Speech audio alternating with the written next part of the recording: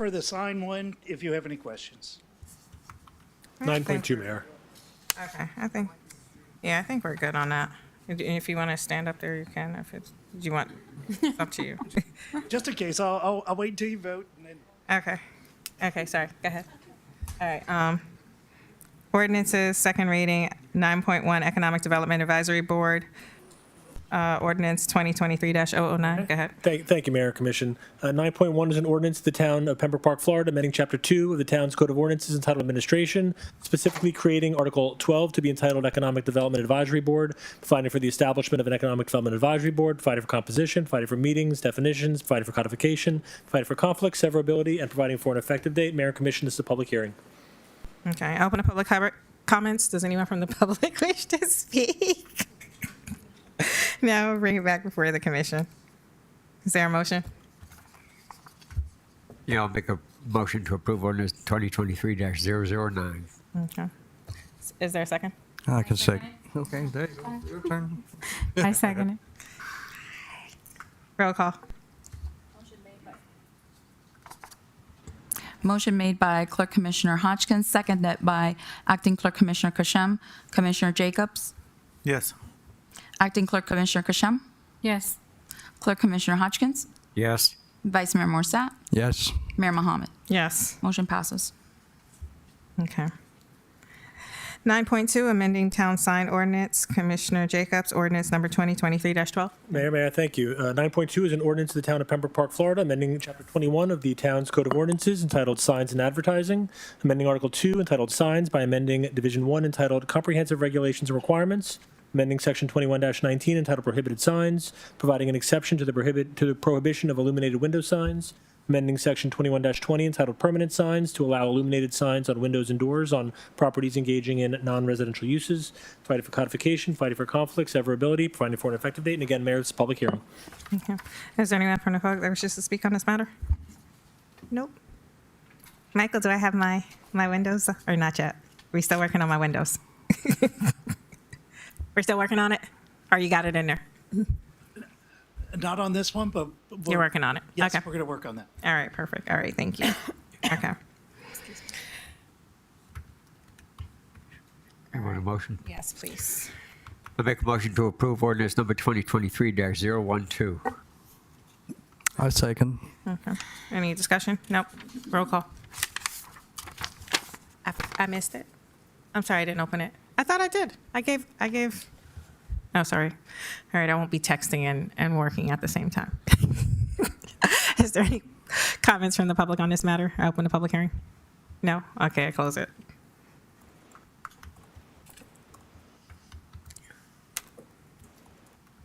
Roll call. Motion made by Clerk Commissioner Hodgkins, seconded by Vice Mayor Morsat. Acting Clerk Commissioner Kashem?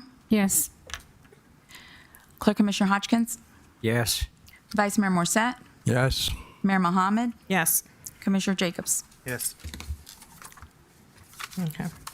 New business, 10.1, SCAG lawnmower for Parks Department. Public Service Director, Donnie. Where are we at? Thank you, Madam Mayor. As directed by Commissioner Jacobs at the last workshop, I did meet with staff and we discussed the different pieces of or different brands as directed, and they all recommended the SCAG mower. I spoke to every one of the employees who actually operate these mowers, and they all came back with the recommendation of the SCAG mower. There was one correction I want to put on the record is I said that it's a Florida State's bid, but it's actually Florida Department of Agriculture bid that we are buying the mower. Burkhardt is one of the companies on that list, and they have the lowest price for this mower. Okay. There any questions? Nope. Okay, so then, on a motion for the SCAG mower not to exceed, It's $12,440, so not to exceed $12,500 maybe with everything. All right, I'll make a motion to approve the purchase of the SCAG mowers not to exceed $12,500. $12,500. I second. Okay, roll call. Motion made by Clerk Commissioner Hodgkins, seconded by Vice Mayor Morset. Clerk Commissioner Hodgkins? Yes. Vice Mayor Morset? Yes. Mayor Mohammed? Yes. Commissioner Jacobs? Yes. Acting Clerk Commissioner Kashem? Yes. Motion passes. 10.2, professional service contract, interim town manager, LaBelle Troy. I actually requested the item be pulled, but the reason why I requested it because as of 5 o'clock this afternoon, the background check on Mr. LaBelle was at 89%.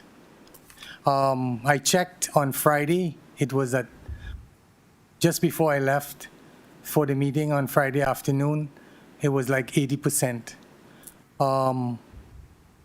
I spoke to Mr. LaBelle yesterday at about 7, and I explained to him that we are still in the process and his backgrounds did not come true. A comprehensive check is being done. What I would like to read is, the background checks for Mr. Bell is at 89% complete. We needed additional information from Mr. Bell to complete the request for the background checks, which he has provided. They are conducting a nationwide and global criminal search, educational verification, employment verification, employee credit, social security tracing, and prohibited party search. I will let you know when it is completed. That is as of 4:07 this afternoon. Okay, so what would you like to discuss regarding this? I got a lot of questions here. Okay. In the previous meeting, I asked for a written, at the previous meeting, I asked for the written procedure that you were using to onboard the town manager be sent to all commissioners, so we know the procedure that you were following. But as of now, it has yet not been shared with the commissioners. Why has that not been provided? I was actually directed at the meeting to negotiate a contract with Mr. Bell, which I did. I took the old city town manager's contract, which I sent to him, and this is based on the advice of the sitting attorney. At that point, which was 2 days after that meeting, I contacted Mr. Bell. I told him that he was selected by the commission, and I'm going to be in the process of doing the onboarding. Onboarding meaning if he's going to enter into a contract with the town or be an employee of the town, we will have to go through a screening process. He sent an email saying that he would like to speak to the mayor prior to us to giving me authorization to do any background check on him. After speaking to the mayor, which is and I have the dates here, he authorized us via email to go ahead, which is to go ahead with his background check. So that's the process I followed. Which is part of the handbook, if I'm not mistaken. Okay, that did not even answer the question that I asked. Okay. The question that I asked, and I'll repeat it again. At the previous meeting, I asked for a copy of the written procedure you were using to onboard the interim town manager be sent to all commissioners. Why has that not been provided yet?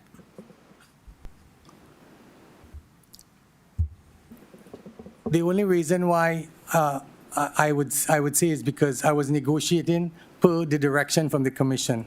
I will get a copy of what I'm following and I will send it over. Okay, you said you contacted him 2 days after, just a moment ago, which would have been, our meeting was on the 13th and that was on September 15th. Is that correct? I contacted him the Monday. That's the day I spoke to the attorneys and I said, do you suggest we start negotiating with Mr. Bell?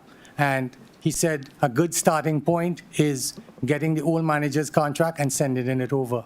That's the Monday. And I have the email, and I believe all the correspondence with Mr. Bell, the attorneys were copied on it. I mean, I can't confirm I've been copied on all of the correspondence. I've certainly been copied on quite a bit of the correspondence. Right. I mean, I know what I've been copied on, and there's been quite a bit that we've seen. Okay, I believe I had communication with him the morning of September 19th, and he had yet to be contacted by the town. Well- I'll go back and verify that, but I'll bring that Well, I back. have all my emails. I could forward it to you. Okay, you can forward that to me. what is the established policy for onboarding? Do you have a copy of it? I'm just going by the employee's handbook. Okay. Please take that, make an excerpt, and send it to the commission like I requested 2 weeks ago. So Okay. the commission is aware of the process you are following. Why has it taken a month to do a background investigation? That's an excessive amount of time. I cannot do a background investigation on someone until I get permission. He only gave me permission on October 2nd. Okay, but I'm looking at the fact that you stalled almost a week before you contacted him. So you'll have to go back and provide me the email so we Okay, can I will. confirm that. But it looked like it took over a week for you to even reach out to him before you even sent off anything for the background investigation. So I can check my emails as well. But it's, okay, that in itself, it's been 3 weeks. So why is it taking so long for a background investigation? Law enforcement background investigations don't even take that long. Well, I can't tell you why is it taking that long. We have a process, and I'm following the process. Higher Right has a process. The only way that I could start his background is when I get permission from the candidate. I got it on October 2nd. I can read the emails here. It was a pleasure speaking to you. I look forward to meeting you in person. This is to the person who is doing the background from the town. Per our request, please see a photocopy of my ID to complete the criminal background check eligibility. That's from Mr. Bell on October 3rd. So on October 3rd, I got that email from him. And isn't it policy that you can't do a background check without having a driver's license? Well, that's it. This is where he sent this. That's correct. So It's I just a cannot, question I asked, so I have plenty more here. right, I cannot go ahead and without permission from the candidate to do any background. Chief, I have nothing for you. I have more questions for the town manager. My questions continue. Are you still lobbying commissioners to be the interim town manager? As I said before at the last meeting, I am not going to be a town manager, Well, the and question. I'm not lobbying anyone to be the town manager. Okay. A couple other things, seeing how the town, and this doesn't actually relate, but it has to do with it, seeing how the town has been in trouble with the Office of Inspector General in the past, overpay. This was 2018. You should have had that report and read it. I'm having a hard time with the acting town manager giving pay increases without any knowledge of staff with history. You're in an acting position, not the interim town manager position, and you're making pay decisions on stuff that you've literally only been here a couple weeks, and there's people getting, pay increases that really should not be.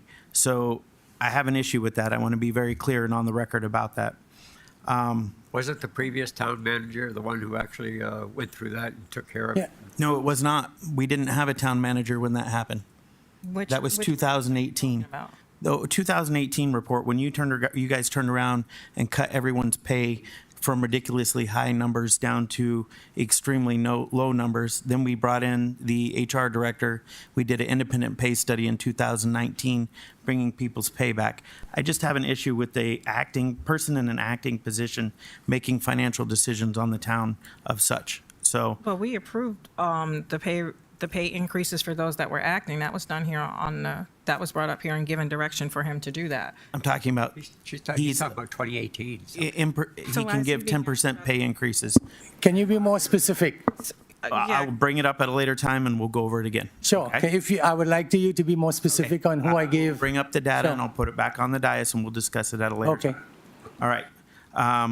Okay, how does this pertain to the professional service contract for Mr. LaBelle? It doesn't. There's more items that I need to discuss with the manager Point of here. order, please.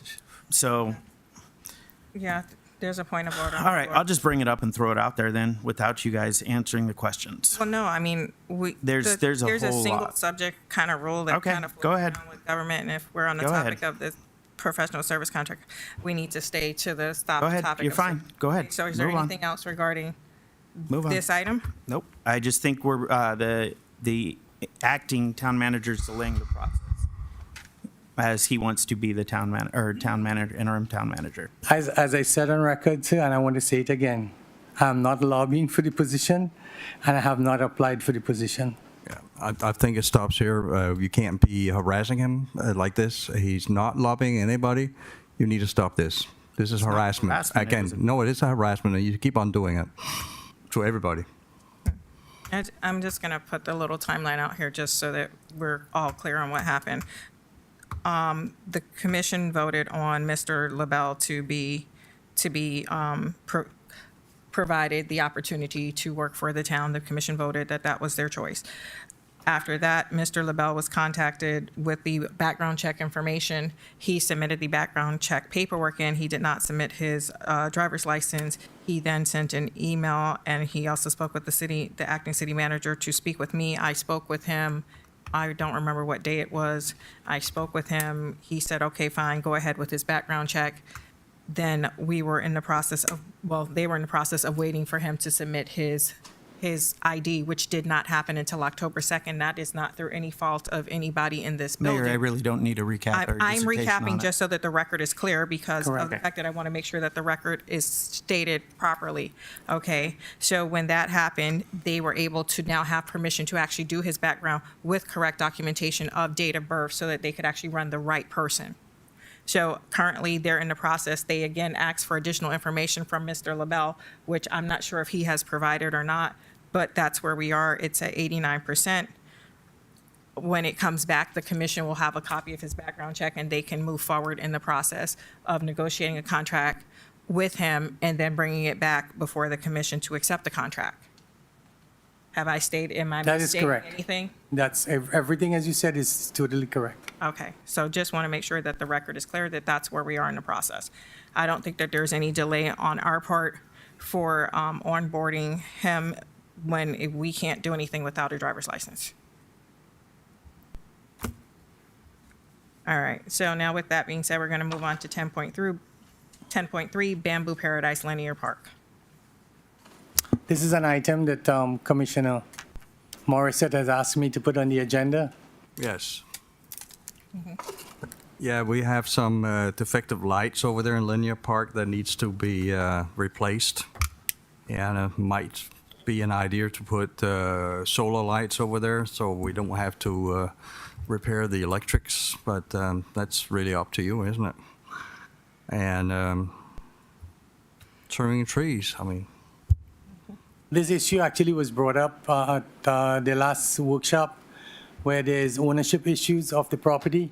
And if there's any lights or any public funds that has to be used on, quote unquote, private or public property, I think we need to clarify where that dividing line is on. we have a 99-year lease on the part that's owned by the Sell family. So we have the right of use all that land. So I'd like to can go. step in and say something here. We have, since I've been here since 2019 and we started looking into this, we have not seen any factual evidence, any written documentation that says we have any lease, any deed, or even any ownership of the Bamboo Paradise Social Club or that area over there. It has not been found in town hall. I don't know if the town attorney was able to uncover anything since the last direction on trying to find anything on that, but we do not have any record of it in town hall. The vice mayor may be saying so, but me being here for the last 5 years, I have yet to see it. The mayor, you've been here since 2005 or so, 4 or 5, I don't remember what year you first got elected. Have you ever seen any copy of it? I haven't, but I was told that the lease is somewhere here, but I've also never. No one looked has at it. ever seen a copy of it or provided a copy of it. Oh, I've requested a copy from the Sell family. The owner, David Sell, has been treated for cancer, and he's coming back in the middle of this month, and we'll start looking for that document. It's pretty, it's many years ago. I'm sorry to interrupt you, Vice Mayor. Just one comment, if I may, Mayor and Commission. So you may recall at your workshop 2 weeks ago, our office was asked to look into the issue of the Bamboo mobile home park. And as part of that process, we requested title work for both the public right-of-way, which is to the north, as well as the park itself, the entire park complex to the, to the west and to the east. We received some of that information back just this week. I have a copy of the lease that I believe that you are referring to. It's a 99-year lease that was entered into in 1992 between the town and Mr. Zell. We just recently received the copy. I've not had a chance to fully digest the document as to what it speaks. I'm not prepared to speak to it this evening. I'd be happy to circulate a copy of that document to the 5 of you, so you all have a chance to review it, assuming this is the document you're referring to. We are continuing with our analysis and anticipate a report coming in the very near future. As it stands now, it does look like it's town property. Well, there's a lease. I mean, we may have rights to the property. Again, I can't Which means speak we have to maintain as to what those rights, duties, and obligations are. But I would do away with any doubt as to whether a lease exists. There is a lease between the town and Mr. Zell. Okay, great. Thank you. That's settled. Okay. Okay, so So, I have- you're giving direction for him to look into doing lighting and trimming the trees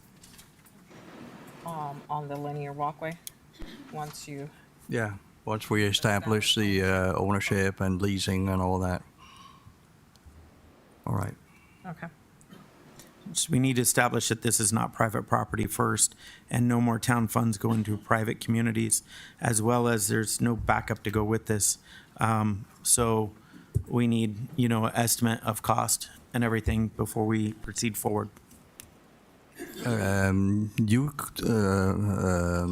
Horowitz, you downloaded some deeds and other stuff. Yeah, well, when we pull the title work, Yeah, the title work. it gives you the conveyance, dedication, plat, all of the transactional history on that parcel since the beginning of time. As long as the public records, the recorded public records reflect those documents, we have a copy now of all of that information. Is there a map included in that? I don't have it on me at the moment. I will have to double check. I believe there is a map. There typically is a survey or a plat when the property is initially developed. Yeah. I would expect there is a map contained within that title work package.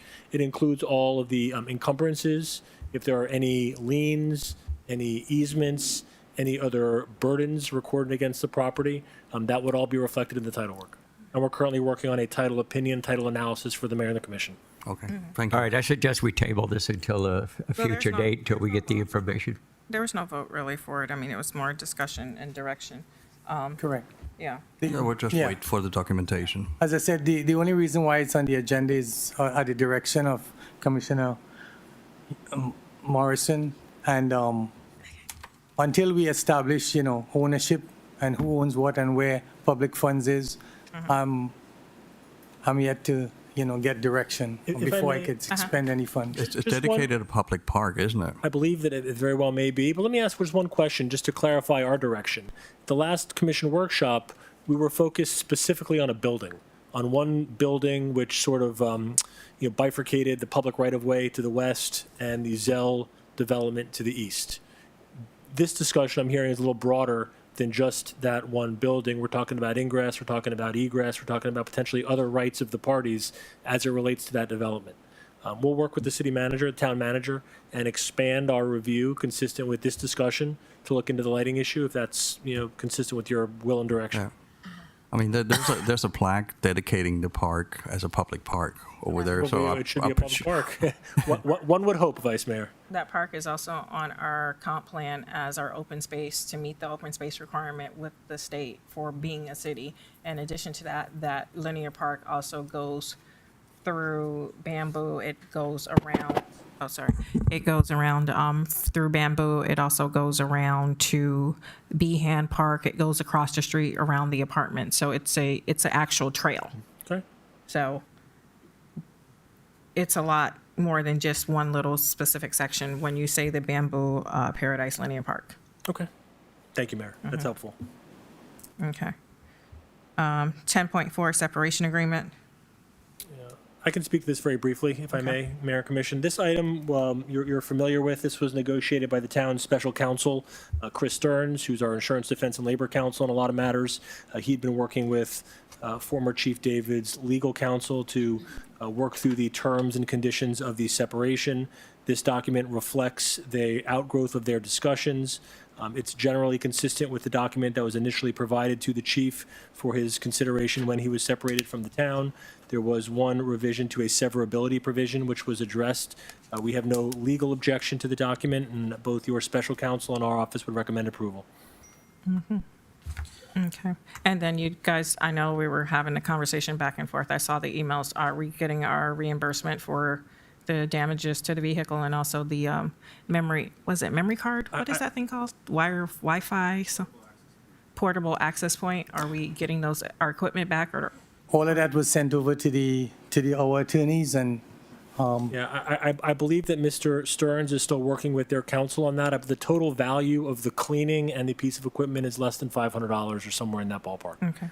Okay. And so that has been adjusted? I cannot guarantee that that 500 has been deducted from this amount. I think that's still an open issue that they're working on their counsel with. Okay. The 59,615 would be the total settlement amount. To the extent that they resolve that one issue, that would be reduced by $500. Okay. Perfect. All right. Thank you. Ellen, you had something you wanted to say? Oh, okay. Okay. So did you want a tentative motion?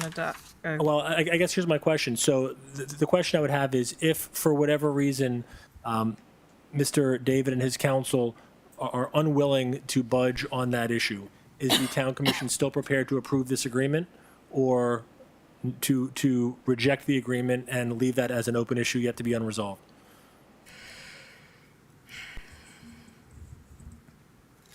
What kind of monies are we talking about? $500. Yeah, that's not worth fighting for. I have a really hard time. If there was issues from the beginning, it should have been brought forward right away. But bringing an issue forward that's 5 months old and trying to bring it up to light 5 months later, it should have been taken care of right away versus waiting several months to bring it forward to the commission. Okay. Well, come on down. I mean, we always ask for our equipment back once somebody separates from the city. It's kind of like, It was returned. Mark McCool, IT Director, Mayor, Commissioner. When David was dismissed, or whatever the official term was, I contacted HR to let him know that I had not received the piece of equipment that was issued to David. I also contacted Chief Roshana. She told me to work it out with HR because she really didn't know what was going on with the piece of equipment. She wasn't involved with that. So I let them know the next day, other than that, so. Thank you. and as far as the vehicle is concerned, it wasn't until we got ready to reassign it that it was noticed that you couldn't utilize it because of the excessive smoke that was in the car. So, I mean, it was brought up as soon as we found out. And so that's why we are asking for that reimbursement, because of the fact that the town does have a policy that there is no smoking on town equipment that was in it. And that policy was relatively recently shared with Mr. Howard's counsel. Yeah. Correct. That's the issue under review. and that actually was shared with our town attorney. I sent a copy of that, which is in the employee handbook and employee manual, and that was sent to his attorneys as well. And I know for me, when I left in 2019, I was asked to pay $4, and I had to submit the $4 in order to be closed out back in 2019 or 2020. So, I mean, it's standard policy and procedure that, you make the town whole. So I think we're well within our right to ask for us to be made whole, especially when policies are being broken. So Okay. you're looking for direction on whether to Well, yeah, which way to go with it? Correct. I mean, there's an item before you, which is the 20 weeks full amount for 59,600 plus or minus. The amount in dispute is roughly $500. Well, tell them to get the $500 back. Does anybody agree with me? Get the $500 back that he owes the town, and that's the end of it. Right? What about his FRS? I believe that issue is resolved. That Mr. Stearns had indicated that he's no longer pursuing that issue, that it was no longer a discussion point between the parties. Okay. Okay. So you want the $500 back? Yes.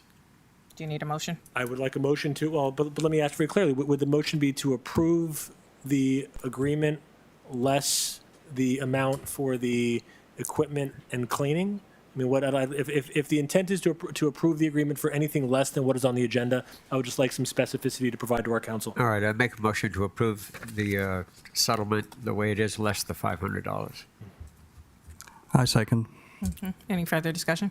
And just for the record, we would quantify what the exact dollar amount is. I believe 500 is the ballpark. It's, Yeah. yeah, but we would quantify the exact amount.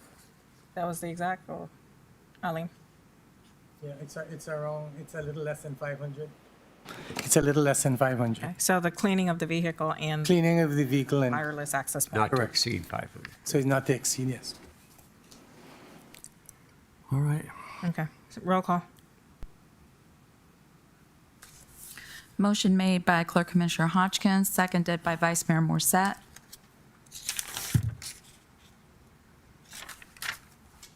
Vice Mayor Morset, Yes. Mayor Mohammed, Yes. Commissioner Jacobs, No. Acting Clerk Commissioner Kashem, Yes. Clerk Commissioner Hodgkins, Yes. Vice Mayor Morset. I said yes already. You did. So sorry. That's all right. I can vote twice, no? Got to check it off. Thank you. Motion passes. Okay. 10.5 housekeeping items. Okay, so this one here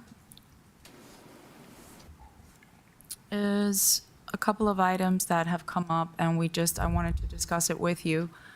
We have the date of the meeting scheduled for November and December. That was suggested that we bring it forth and make some changes if needed. The other thing that we have as well is we're looking for another member for the Planning and Zoning Board.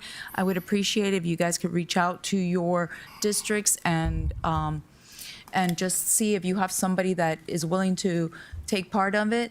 It is not a monthly meeting, but we really would appreciate to have somebody. Okay. All right. You guys know of anybody, please send them my way. I really would appreciate it. Okay. I suggest there was- Mr. Roach. I don't. I know he doesn't. That's why I'm suggesting it.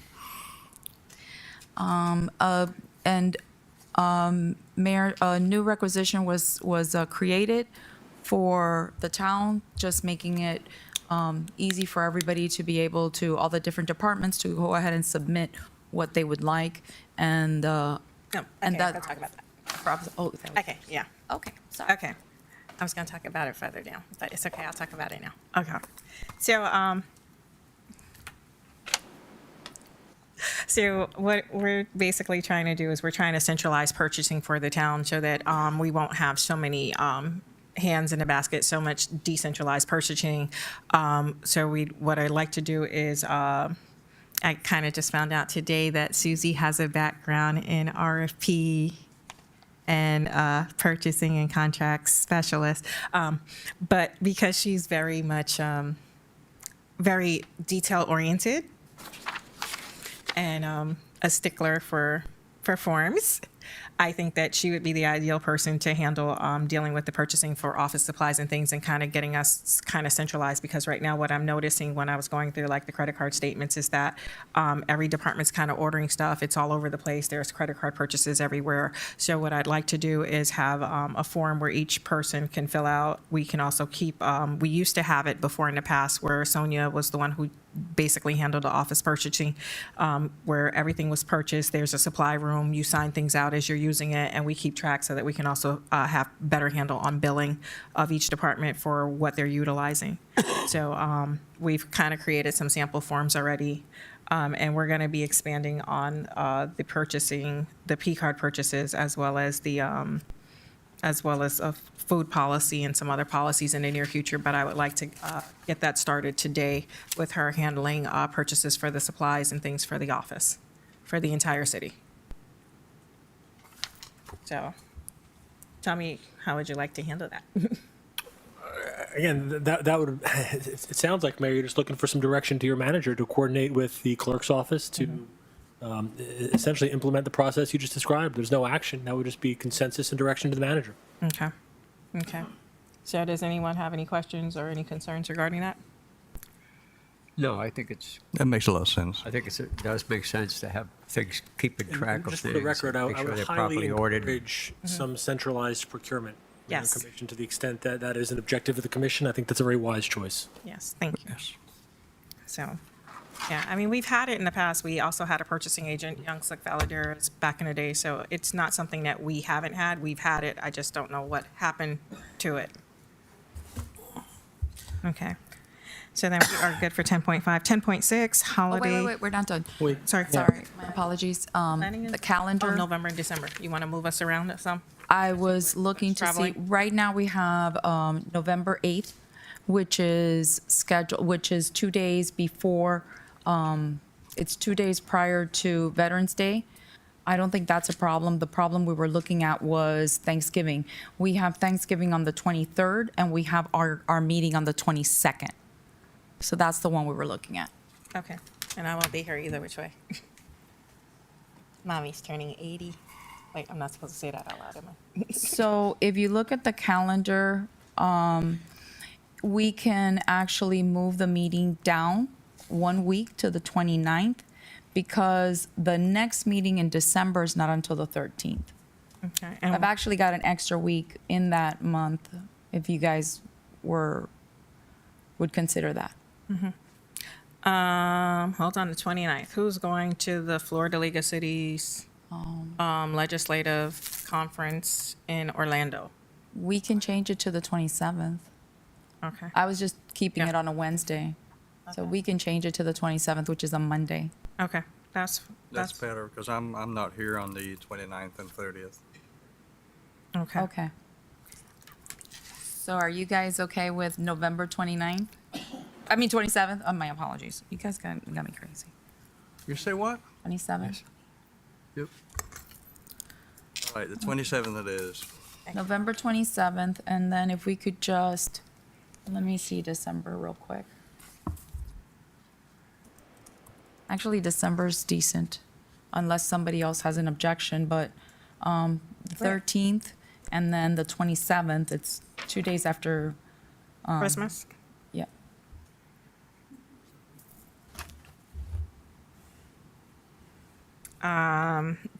What was the other choices? I think we should just move that.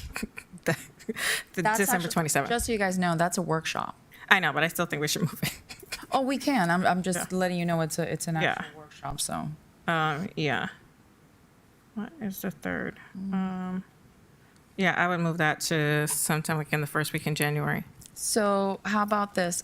How about, well, the thing is that we have our regular commission meetings going to be on the 10th of January. So it would be 1 week and the following week. Move it. What if we did on the 13th, we do our regular commission meeting and then we do the workshop there? We won't have anything on the workshop. Well, no, we'd be approving what we have for, we'd be approving, on December 13th, we'd be approving what we had for the November 29th workshop on the 13th, and then we'd follow that up with an actual workshop. There won't be nothing to vote To on. then There won't be approve in nothing to January. discuss. I'm just saying to approve in January. There's nothing going to be discussed because we'll already have covered all the business. You're better off just doing the 3rd and the 10th. Which ones? The 3rd and the 10th of January. Move the December meeting to the 3rd. Okay, move the workshop to the 3rd? Yeah, Okay, and then, yeah. okay. That's fine. Okay. Okay, do you need a motion for that? I would ask Okay. for motion. So I'll entertain a motion to move the November, what was that, the 22nd to the 27th, and December's 27th meeting to January 3rd. You gonna make the motion for me? I'll make a motion to go ahead and move the dates as stipulated for the different meetings. I second. Okay. Roll call. Motion made by Clerk Commissioner Hodgkin, seconded by Vice Mayor Morset. Mayor Mohammed, Yes. Commissioner Jacobs, Yes. Acting Clerk Commissioner Kasham, Yes. Clerk Commissioner Hodgkins, Yes. Vice Mayor Morset. Yes. Motion passes. Okay. 10.6 holiday party. It's party time. Yay.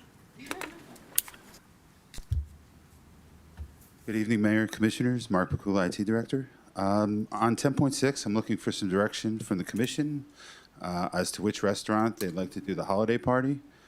We have 3 that I've picked. One is Gigi's Waterfront, which we've been to before, Rendazzo's, and the other one is Rick's Steakhouse.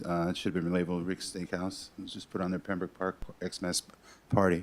So if the commission could discuss, or if they have any questions on what they'd like to do, all three of these venues have a private room and the availability. So those were kind of the big factors as to why we came up with some of these and to try and meet a price point. Yes, sir. Mark, one of those has a really good parking area too, right? Had a really big parking area where The easy other access. two do. Gigi's, as we've been to before, they do valet.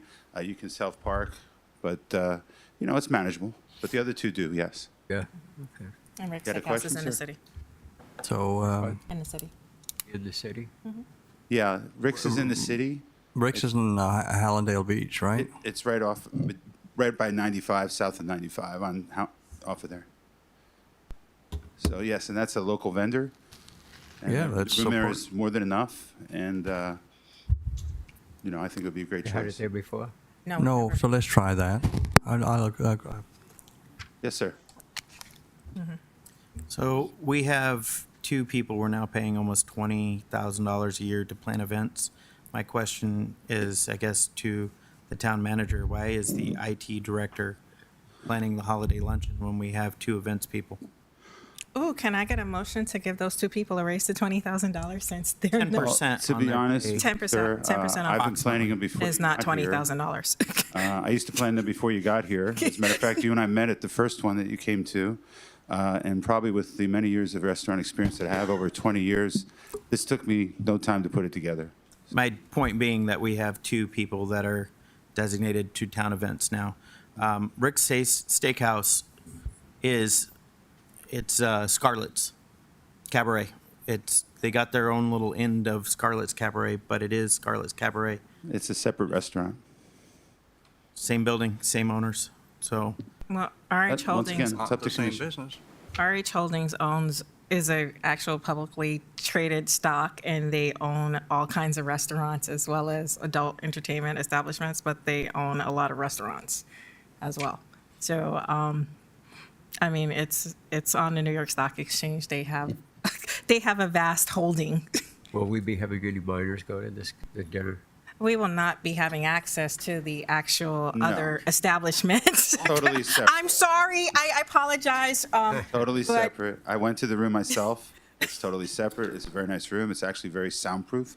You don't hear anything. Has a private entrance, lots of parking, and it's a mile away. Sounds good to me.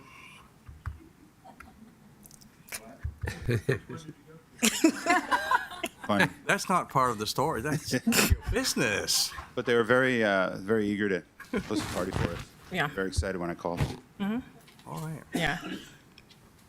So, are there any other questions? I just need a vote. Yes. Correction? Don't we always vote? We always vote. We always vote. There are Okay. three choices, yes. Yeah.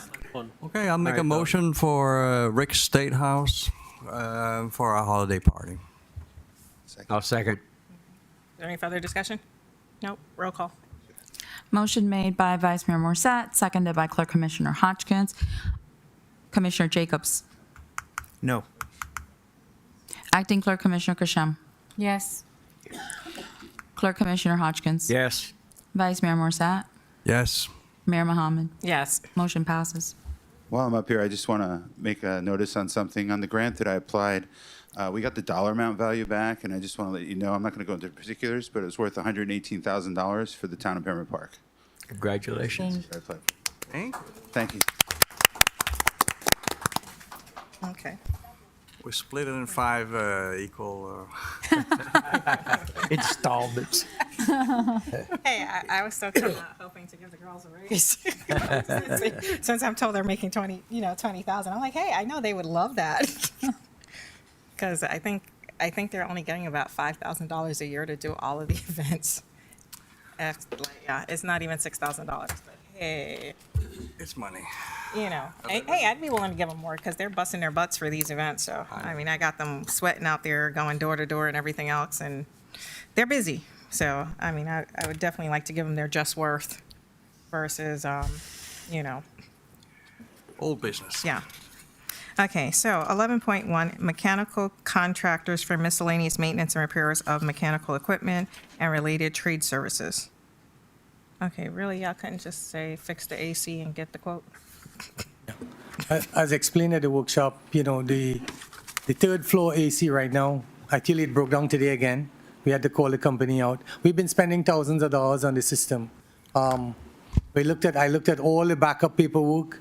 We had several prices ranging from $200,000 up to, right now, the last price that I saw was $460,000. Holy As I explained at the last meeting, I'd like to get a company to come in here and do a complete engineering of the system first, and then, because of all the additions and the way offices that were placed, test and balancing, heat exchange, a lot of different things. And if you look at the cooling tower outside the building, it's on its last leg. If that system goes down, it's all rotted. You could see the condition when you pass by the entrance to the back. The company said that they're no longer going to touch this or do any repairs to it. 2 companies actually came out and told me that. So we had one company that came out here, and Ed Helm, and to do the engineering, which is part of the Miami-Dade College bid that went out. They provided all this information to the staff, and I would like to get permission to move ahead to start the engineering of the AC system in the building. All right, so you want to piggyback for an amount not to exceed what? The amount that they provided was I'll tell you the exact price. $21,610. So not to exceed $22,000. Okay, and that's going to be to design, Complete design. Yeah. Complete engineering design for the whole system, And look at stainless steel cooling tower. everything. They're not that more expensive. And then we take what their design and specification requirements are, and then we could put it out for bidding to get a company to come and replace everything. Yeah. Need a motion for that? Yep. Well, I motion that we authorize Public Service Director Ghani to get a company to calculate. not to exceed. Not to exceed 22,000.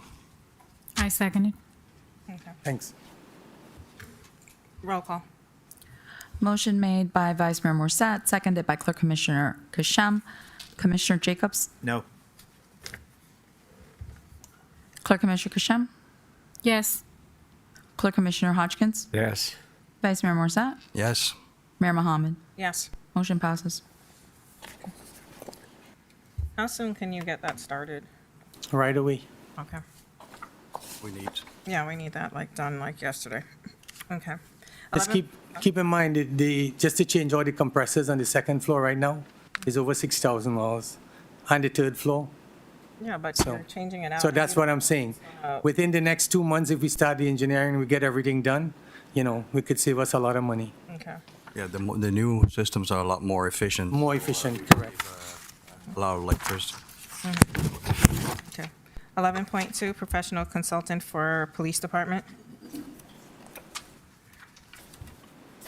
Good evening, chief. I'm short. Good evening, everyone.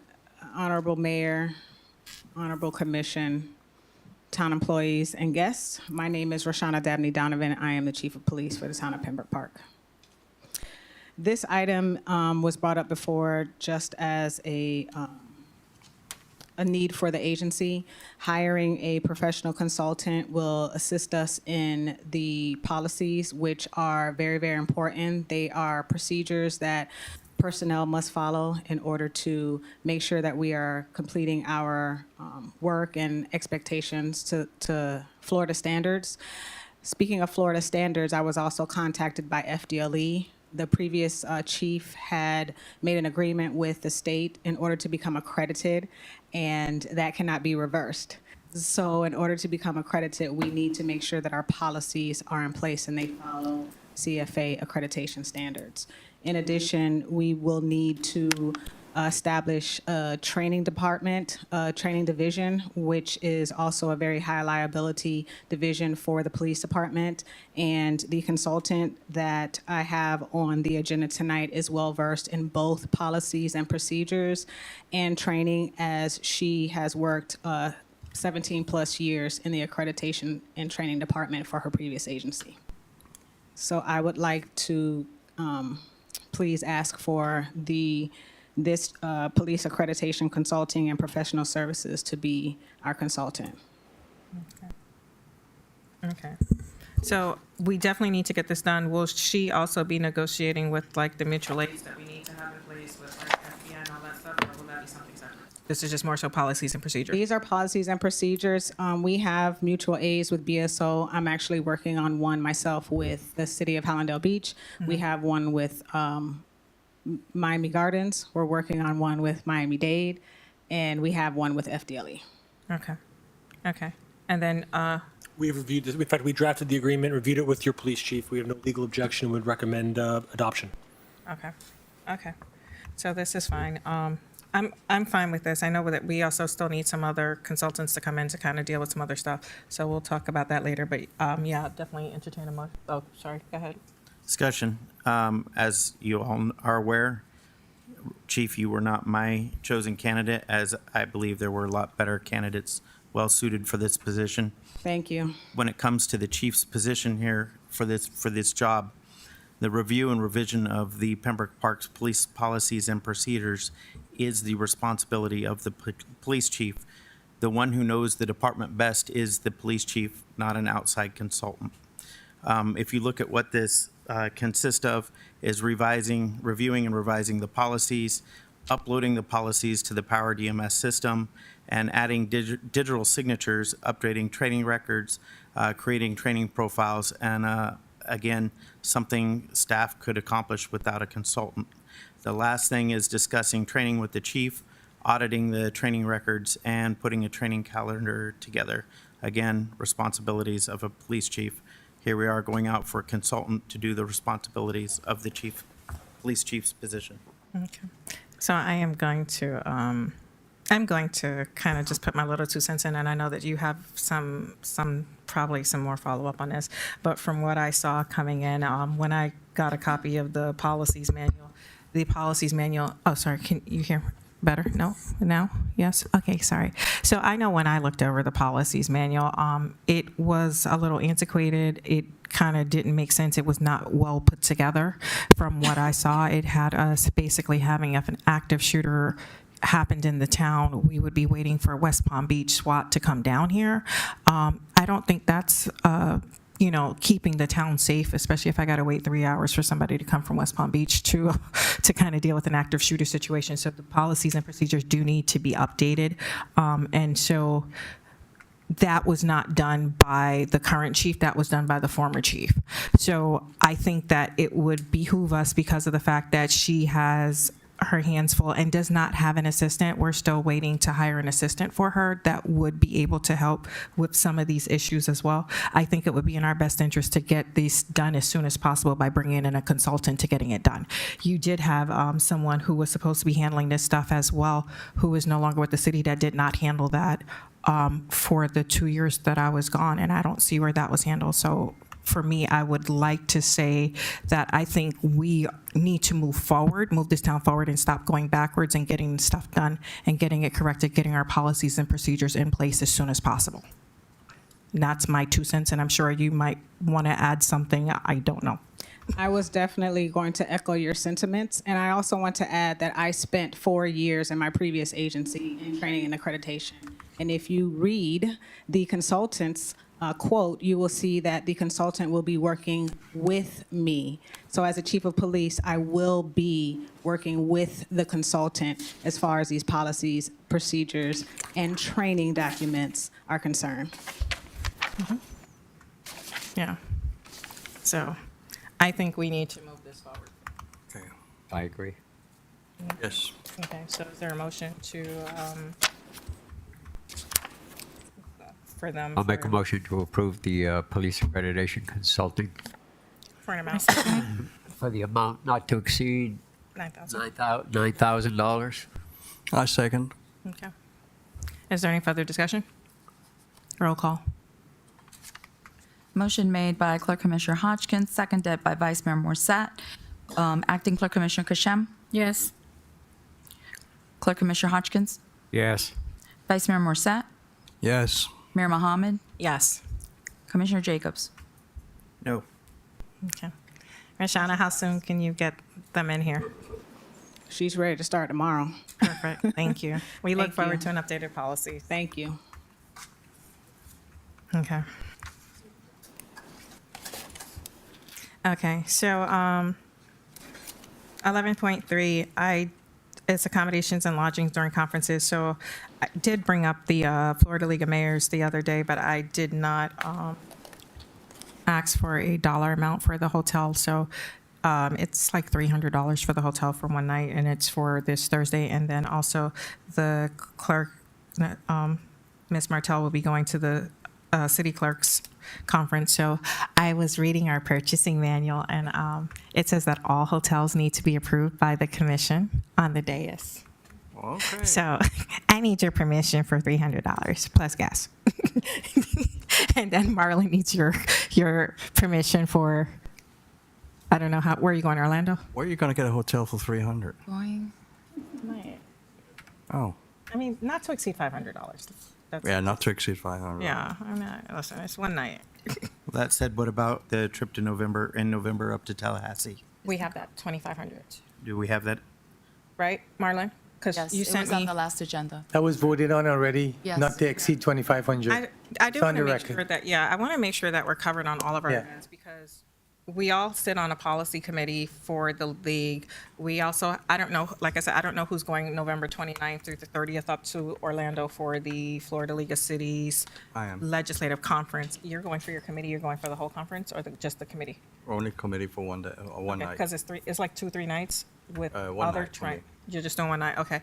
And I don't know who else is going to the Florida League of Cities for their stuff, but I think we need to make sure that, or, I don't know, Attorney Horowitz, can we do a blanket for Florida League of Cities, Florida League of Mayors, and, or yes or no? You tell me. Or do we have to do each individual? You're looking for a not to exceed amount to encompass travel for those three events? Yeah, pretty much. I don't have any objection to that. Okay, I just want to make sure. As long as it's clear that it's a certain amount for 3 or 4 specified events. Okay, yeah. Okay. So, yeah, I just want to make sure that we have everything covered, because there's also the legislative fly-ins for Tallahassee that we need to cover as well. And I mean, those hotels book up really quickly for, what's that? Atlanta. We did Atlanta too. Yeah, we did Atlanta. I think that was 2,500, right, Marlon? Yes, there Okay, so. are 2,500. National League of Cities, we have the Atlanta Conference in November, and then we have the DC Conference in March for the congressional something, National League of Cities. Then we have Florida League of Cities Legislative Conference, November 28th through the 30th, I believe. And then we also have the Legislative Committee meeting in November on the 29th. Then we have the fly-ins for Tallahassee as well. Wasn't it like 4 fly-ins, Dave? Or 3? I forgot what the League of Cities had put out a schedule. So we need to make sure that we're covered on that. I just want to make sure that I'm following. Pembroke Park's in November. Huh? What dates in November for Pembroke Park For which, for this? for flying? That we're going up there. Susie, what's our dates for DC? I have it here. You have, okay. Wait, Tallahassee, we're going These are all the ones that got approved. second week in November. We have What are the dates? here the fly-in. I actually have the. I can send you a calendar. I had the. Okay, so It's October. The 13th. fly-in into Washington is October 17th and 18th. And that's the one for 2,500, not to exceed. Not And that then one in November. all right, Tallahassee. November 13th and 14th, Tallahassee, Doubletree, 13th to the 15th. Doubletree, and then, Atlanta, 16th Through and the- 17th. and 18th. And 18th, yeah, because of return flights. Wait a minute, the November 16th and 18th, that's the National League of Cities. In Atlanta. Right. Then you have the Florida League of Cities Legislative Conference, which is November 29th to December 1st. And then we have our flying. Those are all the ones that flying were is the approved. Flying 13th through the 15th. 29th to the 30th, yeah. Okay. And then there were other flying dates that they had, but we didn't vote for those. Well, we weren't going up for those. I don't know if anybody else wants to go, but there were a couple other dates that the league had put together. What have you been doing up till now? What have you been doing? What is the policy that you've been using? We vote on everything. I bring everything before the commission. That way everybody's fully aware of what's going on, and that's always been our policy. I mean, in this particular instance, are you going to try to get like a I'm bulk? sorry, Commissioner, just into the mic, give me the mic if you would. Are you trying to get a bulk amount, or are you trying to get each individual one? I just want to make sure that our hotels are voted on, so that way we're in compliance with our policy and our purchasing manual for hotels. So that's why I want to put everything on the record. We voted already for the National League of Cities in Atlanta for the 15th, 16th through the 18th. I have it up. That's the But- last agenda. Okay. That was the agenda that was approved. I know. Hold on. My age is showing here. All right, so, so wait, where's no, you sent me the motion one before, because I know we voted for two of them, but I just want to make sure we covered everything. These are the ones that we voted on, that you voted on, I should say. Oh, sorry. The 10.9 upcoming conferences, those were the ones that were voted on September 9th, and they were all not to exceed 2,500. Okay, That's what you voted on. okay. So I need one for the Florida League of Mayors for this Friday, for not to exceed 500. Can I get that? You want me to- Yes, please. All right, I'll make a motion for the expense related to the Florida League of Mayors not to exceed 500. Do I have a second? Yes, you have a second. Eric Morissette's a second. Okay. Is there any further discussion? Roll call. Motion made by Clerk Commissioner Hodgkins, seconded by Vice Mayor Morset. Clerk Commissioner Hodgkins, Yes. Vice Mayor Morset, Yes. Mayor Mohammed, Yes. Commissioner Jacobs. That's one day. Yes. Just one day. Sorry, sir. Can't hear you. Yes. Acting Clerk Commissioner Kasham. Yes. Motion passes. Okay. The second one, Florida Association of City Clerks. What amount do you need? It's approximately not to exceed $600. I'll be there 4 days, and it runs about $150. And gas? How you Well, getting? that's the whole travel Oh, okay. packet. I mean, no. What I'm saying is that I was just giving you the portion having to do with the hotel. Okay. Okay, so can I get a motion for her to go to the Florida Association of City Clerks? Not to exceed. Give her 800 just to cover her. Or 9. Make a motion to go to the city clerk's event. It's not to exceed $800. I second it. Okay. Any discussion? Roll call. Motion made by Clerk Commissioner Hodgkins, seconded by Acting Clerk Commissioner Kashem. Vice Mayor Morset, Yes. Mayor Mohammed, Yes. Commissioner Jacobs, Yes. Acting Clerk Commissioner Kashem, Yes. Clerk Commissioner Hodgkins. Yes. I'd like to just say thank you very much. It's really important that we all go to these conferences. We not only take the moment to learn from our colleagues, but to find out what else there is, what other options we have out there. So I really do think it's important, and I thank you so much. I also get credited certifications, as Susie does, whenever we go to those conferences. So thank you. 4-day event for you. Then I'm going to ask because we have the Tallahassee fly-in. So that wasn't on the, we voted for the DC fly-in, the National League of Cities, and the Legislative Conference last time. So we need to do our Tallahassee fly-ins as well. Okay. That's the 13th through the 15th when we go to Tallahassee, but there was 4 others on the League of Cities schedule. So do you want to just do a general one for all the Yeah, fly-ins? all Because, fly-ins, yeah. I mean, Yeah, that way would we won't be easier. bringing it back up. Okay, and then 2,500 per person? Yeah, it's not going to cost that. It'll probably be not even 1,500, Okay. but yeah. I think it's the Atlanta one that cost us more. So I'll entertain a motion for the Tallahassee fly-ins for any commissioners, city manager, public works to go to the Tallahassee fly-in. Not to exceed 25. Really want to do 25? It's like 50. put Just do 25. Okay, we'll do 25, but y'all aren't going to spend it.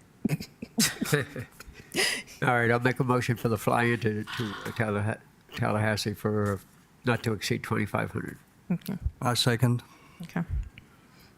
Motion Roll call. by Clerk Commissioner Hodgkins, seconded by Vice Mayor Morset. Mayor Mohammed, Yes. Commissioner Jacobs, Yes.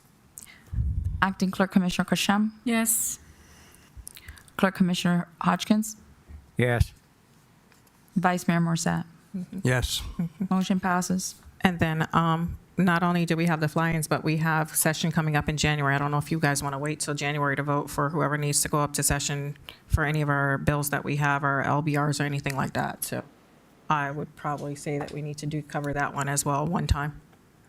So for any commissioner or staff that needs to go up during legislative session for the 2024 year, it's When still is going to it? cost January through March. So we definitely need to make sure we have a presence up there, especially with that Senate Bill 102 floating around. That's going to kill us. I don't want to say 2,500 because it shouldn't cost no 2,500 to go to Tallahassee. Plane tickets were $1,100 each last year. Yeah, see, he's at 1,100 each. Or plane tickets. 1,100 for the plane ticket? All last session, $1,100. Sorry, yeah. Plane tickets. all right, so 2,500. I drive. First class. Not even. It better be coach. If it was coach for $1,100. Yep. Wow. Okay. Maybe we could rent a bus. Yeah, we can go camp out on their doorsteps. Okay, so yeah, can I get a motion for any commissioner or staff that needs to go up during legislative session? Okay, make a motion for the legislative session trip not to exceed 25? Yeah. 2,500? For the session for the 2024 session, legislative session. Okay, I second. Roll call. Motion made by Clerk Commissioner Hodgkins, seconded by Vice Mayor Morset. Roll call. Commissioner Jacobs, Yes. Acting Clerk Commissioner Kashem, Yes. Clerk Commissioner Hodgkins, Yes. Vice Mayor Morset, Yes. Mayor Mohammed. Yes. Motion passes. Okay. Have we covered all of our cleanup? I hope so. I hope so too. Right? Everybody? Eileen, we covered all our cleanup? Okay. All right, perfect. All right, thank you. All right, 12.1 Executive Recruiter. So in the August meeting, when we were in contact with Florida City Managers Association, they gave us a list of executive recruiters we had voted to utilize the services of an executive recruiter from FCCMA for an amount not to exceed $30,000. We sent out emails to all the companies on the list. These are the some of the quotes that we got back from those agencies. And we're currently in communications because two of the agencies actually will do the HR work as well as the regular HR work as well as the executive recruiting. And so I wanted to put this forward for you guys to know that we're moving forward on this, and we're just still trying to negotiate some, some kind of, we need some direction on if we want to do a combined HR company, what the scope would be for that, because they can do the onboarding for the interim. They can also do the onboarding for the, if you want to utilize them, they can be the actual HR company for us, or they can do the onboarding for the HR director if we choose that route. So I just kind of wanted to give you the information right now for you guys to look through, ponder, and then have a discussion with Aline with your thoughts and concerns regarding this while we still try to negotiate. We're trying to give a more definitive list of contracts or cost estimates in the next week or two. So have you guys looked at it? Yes? Okay. So what is your direction? Because there were, like I said, there were two companies that would do both, that were full-service HR companies. That's what we need. Okay. Okay. So then we'll have that conversation with those two companies and then come back to you. Everybody okay with that? Yes. Okay, perfect. Okay. 12.1, I'm sorry, 12.2, Office of the Inspector General. Oh, sorry. You just want to clarify that motion again? Well, Well, there was no motion, just, There I was no want to make sure, Sorry, I want to make sure the manager understood the direction of the commission. okay. So we want to have the conversation with WBCP and Norma, I forgot. The Susie, two what- companies? Renee, that was her name, Renee. Yeah, it's two companies. Susie spoken to the other one. They did like a lot of the, they do both internal HR for like the entire city. They cover cities like Naples, North Miami. I forgot all the cities that they told us, but they do internal HR. They also are executive recruiters. They were on the executive recruiters list from Okay. FCCMA, and we'll kind of see what numbers they give us to do both services. So, Susie for the record. I did speak, Susie for the record. I did speak to WBCP, and we also contacted, what was that other company? Do you remember?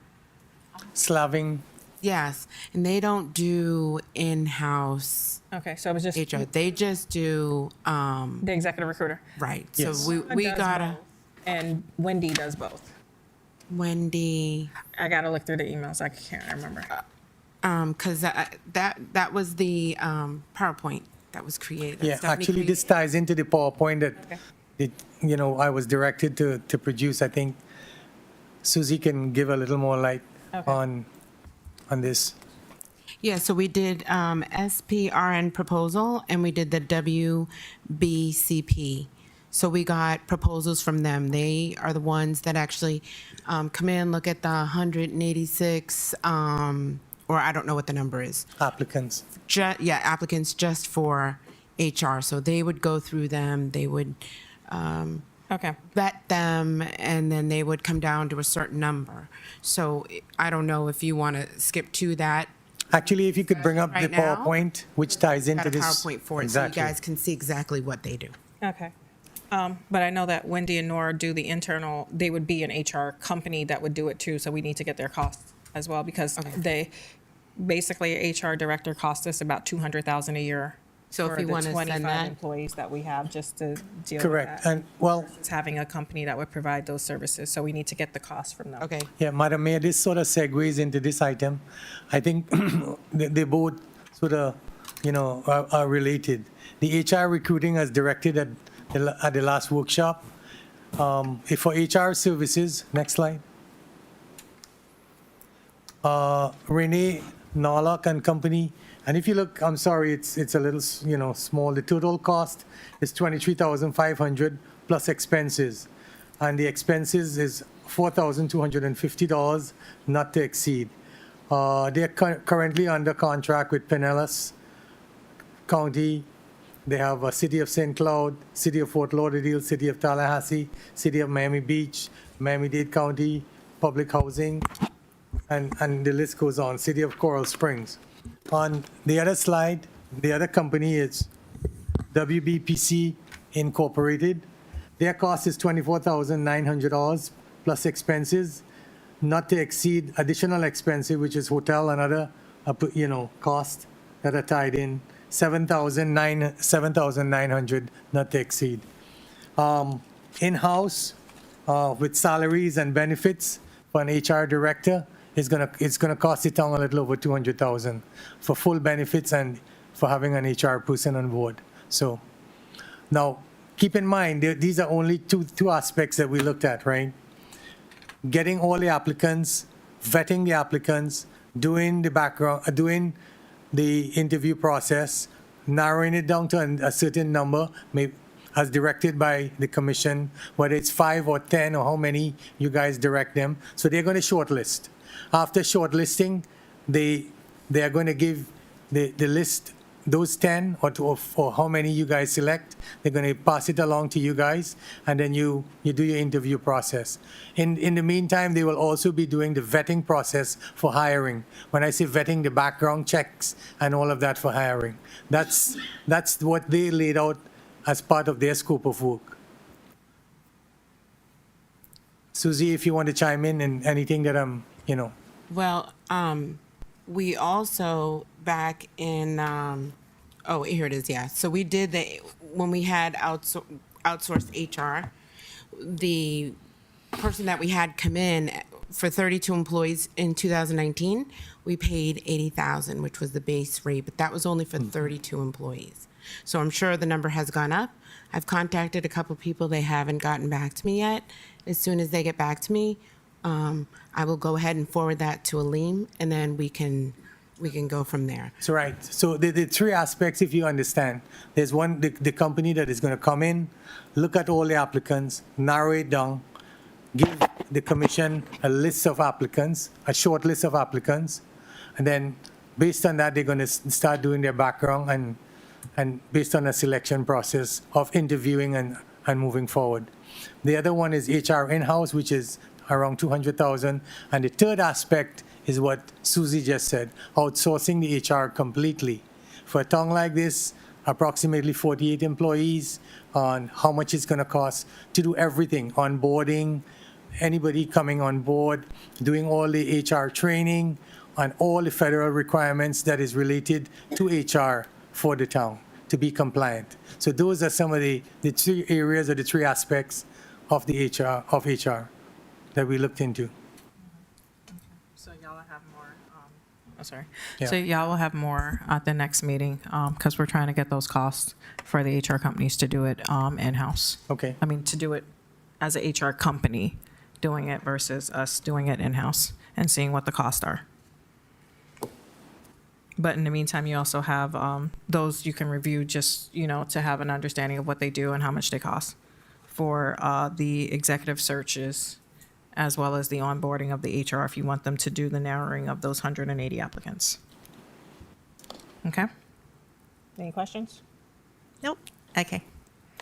Okay, 12.2, the Office of the Inspector General. May I? Yes, go ahead. And then Thank you. I'll- And if I may, Mayor, Commission, with the Vice Mayor's permission, 12.2 and 12.3 are somewhat interrelated. Yeah. If we could speak to both of those issues together. Yeah. So a little background here, as the Mayor and Commission is aware, last week, the Inspector General's office issued actually I should say about 2 weeks ago, September 28th to be specific, the Inspector General's office issued a memorandum and report with regards to some investigation they had been conducting related to the town's purchasing card expenditures. It was referenced as the OIG report 22007. It was the outgrowth of a complaint that had been submitted to the OIG some number of years ago regarding expenses related to the town's P cards. The gist and essence of their report, which I know you all have read in great detail, focused primarily on the town's lack of controls when it came to oversight of the use of the town's credit cards and the town's P cards. The absence of a P card policy, some issues with regards to the town's travel policy and credit card policy. There were some very specific findings in that report, but the underlying theme spoke specifically to the town's absence of certain oversight as it relates to those issues. A key component of the OIG's report spoke to the fact that they're not done with the town as it relates to this issue. In 60 days, the OIG is going to come back and revisit this issue, the findings in their report, and more specifically and more importantly, the actions taken by this commission to address the issues that they've raised. As part of that process, as an outgrowth of that report, our office, and having consulted with the mayor, began going through the town's policies to the extent that they did exist. There was, as the OIG identified, a number of significant gaps and issues that are lacking, both in the town's existing policies and the absence of policies that should otherwise exist as it relates to that oversight. We are in the process of drafting a comprehensive P card policy for the town. We're also working on an ordinance which will embrace a number of the recommendations and findings that the OIG has made. They speak specifically to training and to other guidance that the town should be giving to its employees and to the commission. Our objective, and with your permission, at the commission's workshop in 2 weeks, we hope to bring a policy and an ordinance to you for further review. That's well within the OIG's window.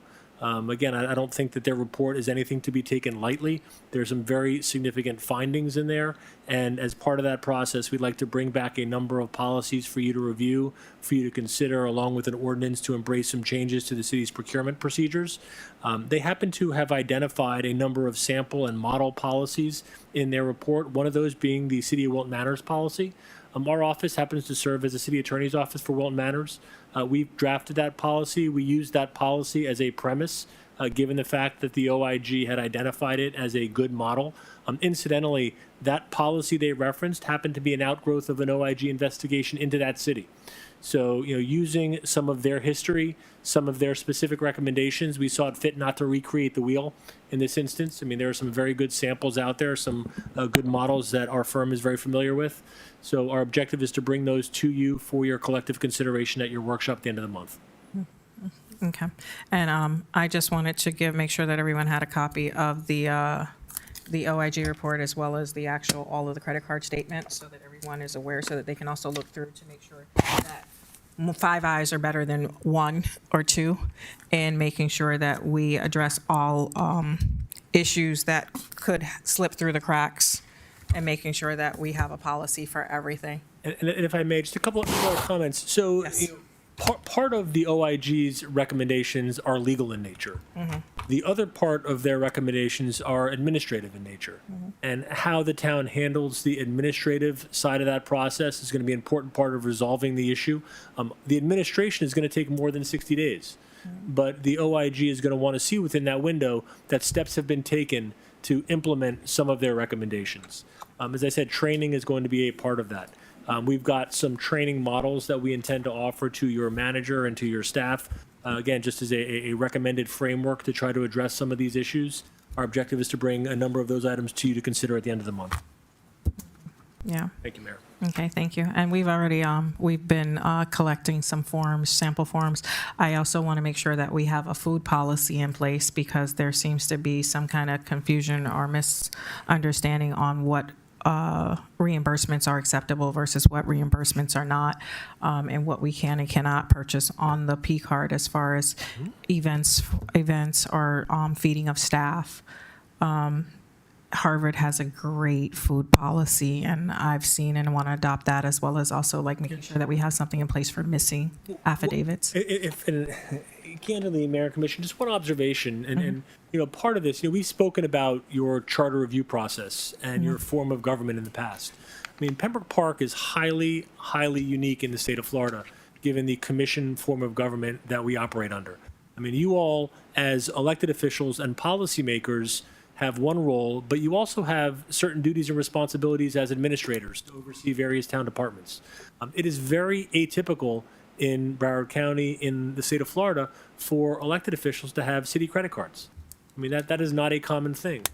However, again, most cities and most places, the policymakers are not administrators. The 5 of you are, to some extent, under your charter.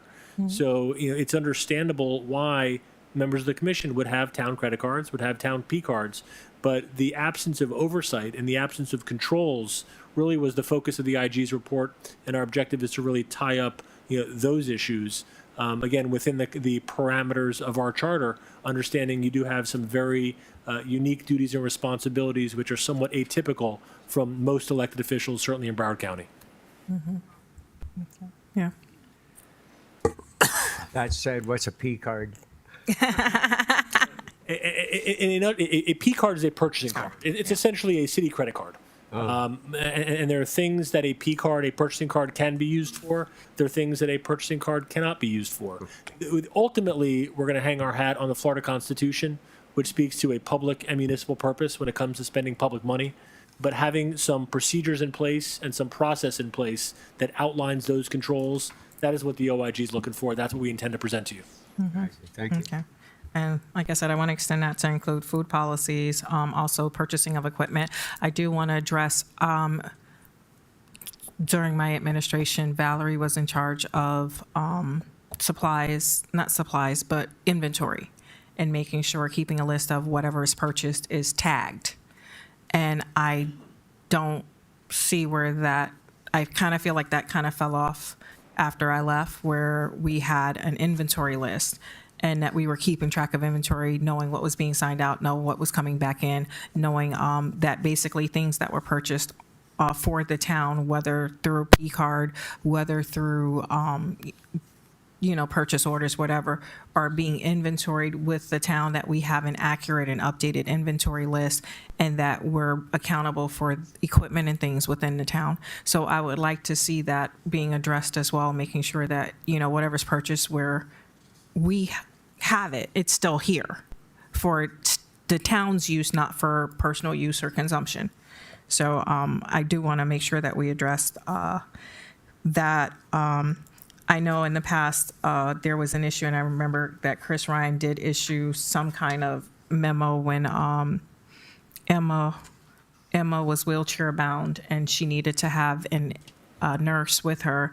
And I remember that she asked for the nurse to go with her to the League of Cities and wanted the town to foot that expense. And Chris Ryan did issue an opinion that, no, we don't pay for spouses or pay for nurses or anything else. That would be an expense that was bore by the individual and not by the town, because it did not have a legitimate purpose for the town. So I want to make sure that we are addressing those issues as well, and making sure moving forward that we don't have a situation like we currently had. And then I know that for me, when we were issued those credit cards, not only did we sound a town credit card policy, but at the time the clerk also went over what was legitimate, what wasn't, making sure that you understood the definition of what a legitimate government expense was, and making sure that it was followed. And so I think that we need to make sure that we define those things in explicit detail, so that there can be no misconstruing of what legitimate government purposes are versus personal purposes, and things of that nature. Also, missing receipts. I noticed that during the OIG's investigation, there were missing receipts. Not Harvard, what was it? It was another university. These universities really have some good P-card policies, and just policies and procedures in general. Susie, what was the last one? What was that? The one that I asked you to take their logo off of? Hey, we're not trying to reinvent the wheel, okay? But they had a great missing affidavit policy. I want to make sure that when we're doing things, we're filling out a form. I want to make sure that we're keeping track, we're being accountable for things, because it's not our stuff. It's the taxpayer stuff at the end of the day.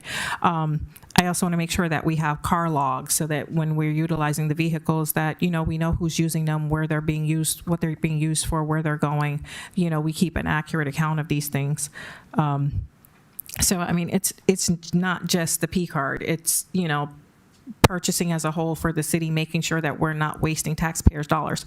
I had a conversation earlier with Valerie, because during my administration, we approved bills over 500. At least everybody got to see what was being spent, so we knew where our money was going, and we'd be able to keep a better track of it and have knowledge of it. I don't see where that's happening, or what happened to it. I mean, I don't know what happened to it, but for me, I felt more comfortable knowing and seeing that, hey, we're spending, $800 a month for software maintenance. Not you, Mark. But, it's like, why are we spending this? It's like $40,000 for the software and then $800 a month to maintain the software. There are things that I would like to see us being able to have a better oversight in knowing where our money is, what we're spending it on, what are our reoccurring costs, and things like that. So I would like to, even if we don't vote on it, at least for us to have it in our on our agenda the way we used to, bills over 500, so that we can all see and know where our money's being spent and where it's going. So that's something that I would like to see come back. Okay. And with that, I'm going to move on. If anybody doesn't have any questions. Oh, you need 5? Okay. We'll take a 5-minute recess. Aren't we almost finished?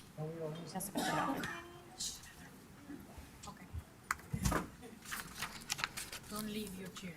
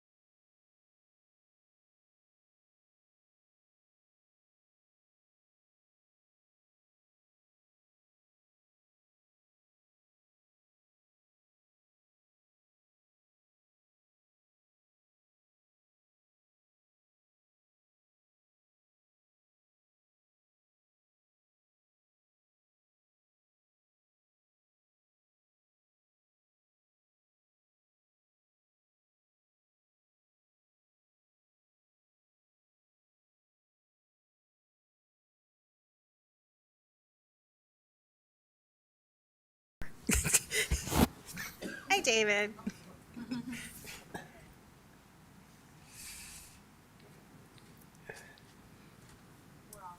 Okay, perfect. Okay. 12.4, Joint Legislative Auditing Committee, JLAC audit request, Commissioner Jacobs. All right, let me get back to it.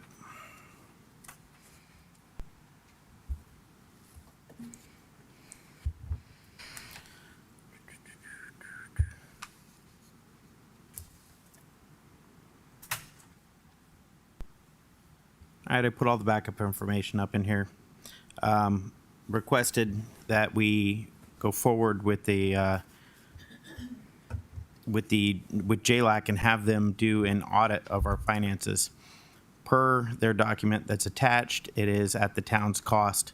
Asked to have a forensic audit of our finances done. The former town manager did not come forward with the correct information and wanted to audit one specific purchase. The town mayor has asked to have the building department audited. We have a issue with our funds. Our accounts have not been reconciled in a very long time. We can ask the finance director. Mr. Finance Director, can I borrow you for a minute? Do you know when the last time our finances were reconciled in Pembroke Park? Am I on? Oh, okay, sorry. State your name. Sorry, David Delina, for the record, interim finance director. Your question again, sir? When was the last time the finances were reconciled in Pembroke Park? Not to get technical, the last audit was in 2021. Your 2022, and so when I say audit, that's an external auditing firm that provides an audit of the financials and that they're reasonable and presented fairly, and that's what auditing firms do. They render an opinion, and so then as I'm going through getting us ready for the 2022 audit, which we're late, and also trying to get things ready for our 2023, which will be due June 30th as well. So to answer your question, audited as of September 30th, 2021. And, there's been transition in the department. And so I've looked at everything up through 2022. I'm going down the balance sheet. But to answer your question, it's hard to say. Staff have their normal procedures. Accounts payable, has their normal procedures. Banking seems to have their normal procedures. Payroll kind of has their normal procedures. You want somebody who is overseeing and managing that to catch the things that a normal accounts payable clerk or an accounts receivable clerk, or to ask questions, chart things, look for anomalies, ask questions in there, so you're ready for the audit. So I hope I answered your question. It's going to take, if the commission goes down this route, as far as what I read your backup, and thank you. It seems like they would provide a operational audit, which you can have another CPA firm do it. But I would tell you this, in my opinion, staff, we have our normal day-to-day stuff we have to get done. And what we can tell right now is that we're a little bit behind on that. A little bit is probably a nice word. But A lot of it. Well, we're behind. Okay, we're behind in what I would call, at my town where I work full time, we close the books every month. But they have me there on top of the staff, making sure that bank reconciliations are done, revenue is recognized in the appropriate position. And so at the end of the day, that's what we're lacking here. And we're starting, it takes a little bit of time to train, to give staff confidence and also guidance to them as to why why what they're doing is so important. And so, And just for the record, since my entire time here, since March of 2019, we haven't had a finance director that met the city's qualifications for the position. So, and before that, I know who the name of the former finance director. I've never met that person, so I don't know anything about him. But one thing that was brought forward to me by the last finance director was the former finance director was only looking into a handful of items, like 6 folders, something pretty small for the audit, when there were something like 20 to 40 folders that actually needed to be done for the audit, which were causing a major issue between the 2020 year, 2021 year, yeah. or of such, two of the years. There was a huge discrepancy between the audit in 2 years because only partial information was sent off to the auditor. And you know, the challenge here, just as I'm getting my arms around it, and by the way, this is nothing new with other municipalities. You know, but at the end of the day, I think you also did a software conversion. I think you went from right. Listen, in my industry, that's the worst thing you can. I mean, you know, it's because the reason why is right. You have to keep up with your day-to-day stuff. Matter of fact, you got to keep 2 sets, because when you're doing that software conversion, right, these are the numbers that are coming out of your current system. You want to constantly make sure, right, that you're always updating. And we all know software providers, right, they'll sell you the world, you know what I mean, and tell you how easy it is. But the manager, right, he's responsible for making sure that, no, things have to balance. You know, yeah, I'm confident that you're going to find someone fantastic. And the difference is they got to love what they do. I mean, I'm excited about it, you know, but I'm probably a little odd. But at the end of the day, you know, it's accounting. I enjoy what I do. I enjoy the challenge. And I also enjoy teaching my staff. Why? Because what I find is they're a lot more engaged. They know the reason. And the reason isn't just because I move it from A to B. The reason is that we are giving data to you to make decisions. And so at the end of the day, that's extremely important. Now, the JLAG, they're not going to render, in my opinion, and I could be totally wrong, I respect them fully, but they're not going to render an opinion. You know, they're going to do an operational audit. But I will tell you this from staff's point of view.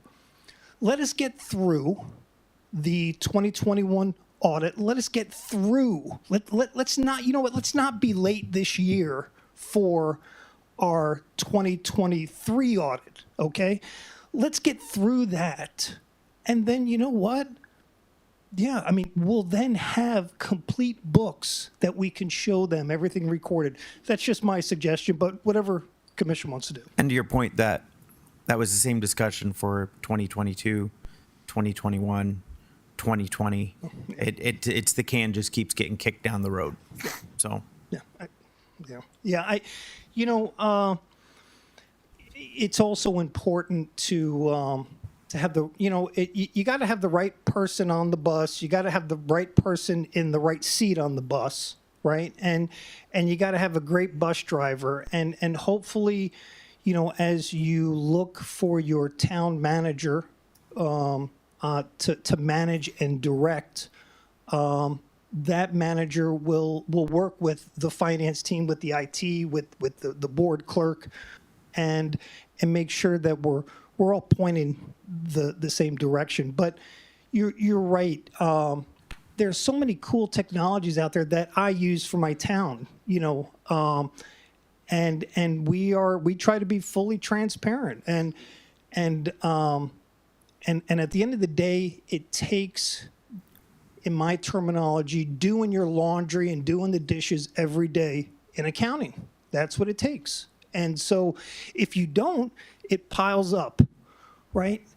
And so at the end of, so what happens is that's how big messes get bigger. And so, you know, we're working with our auditors. We are responding to JLAG.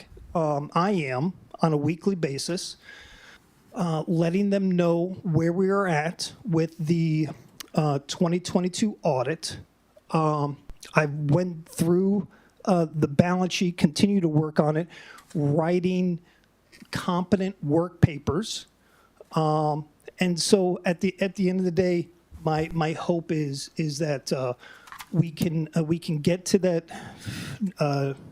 is it November 17th deadline, and move past this, get our opinion.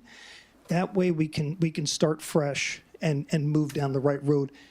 Closing the books every month, reconciling the bank statements every month. Everything gets recorded, and you just get into a rhythm.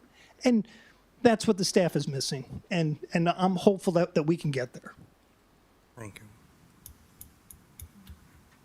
That's all I have. Thank you. Thank you. So you're done with 12.4, correct? I'd like to go forward with asking the OIG to do an audit in the town. The OIG? Or, sorry, not the OIG, the JLAC. Sorry, my page changed on me. Okay. So I'm going to point out, even with the documentation that you presented, the Joint Legislative Audit Committee does not actually do audits. The Joint Legislative Audit Committee is our state legislature, they're our state legislative body. They are the middlemen between the Department of Revenue and the Auditor General.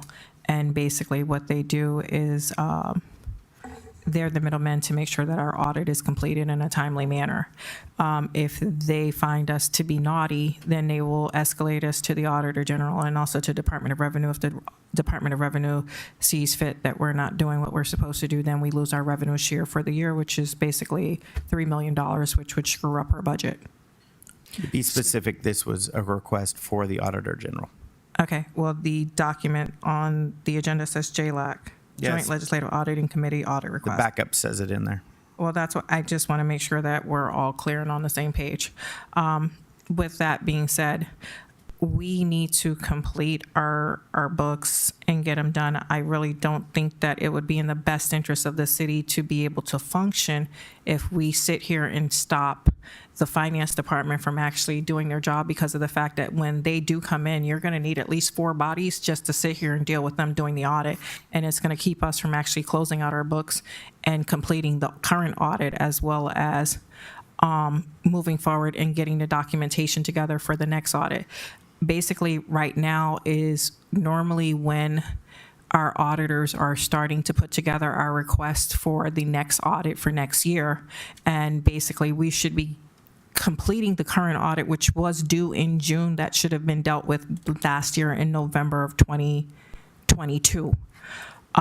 We need to complete last year's audit, start working on this year's audit, and getting that done so that we won't be on the naughty list, so that we will have a budget to pay for everything for the city. Because if we don't have our $2.5–3 million, we don't have money to basically run the city.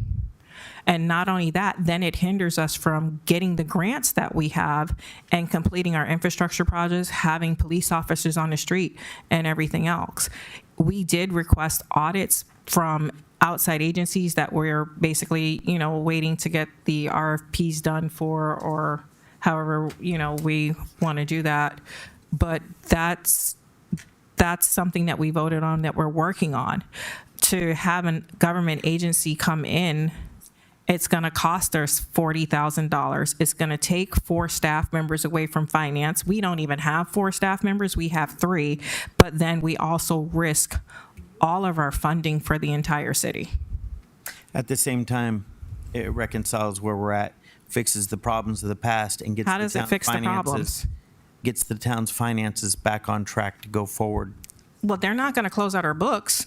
Well, here, as mayor, when I was sat in the mayor's seat, every single month I brought forward to ask where we were on the audit. It was brought forward by the finance director and town manager that we were on track going forward every single month, and that was until you took over the position as mayor. Well, your audit should have been done when I came in March, technically speaking, because it was due June. So again, the paperwork gets sent out from the auditors in November.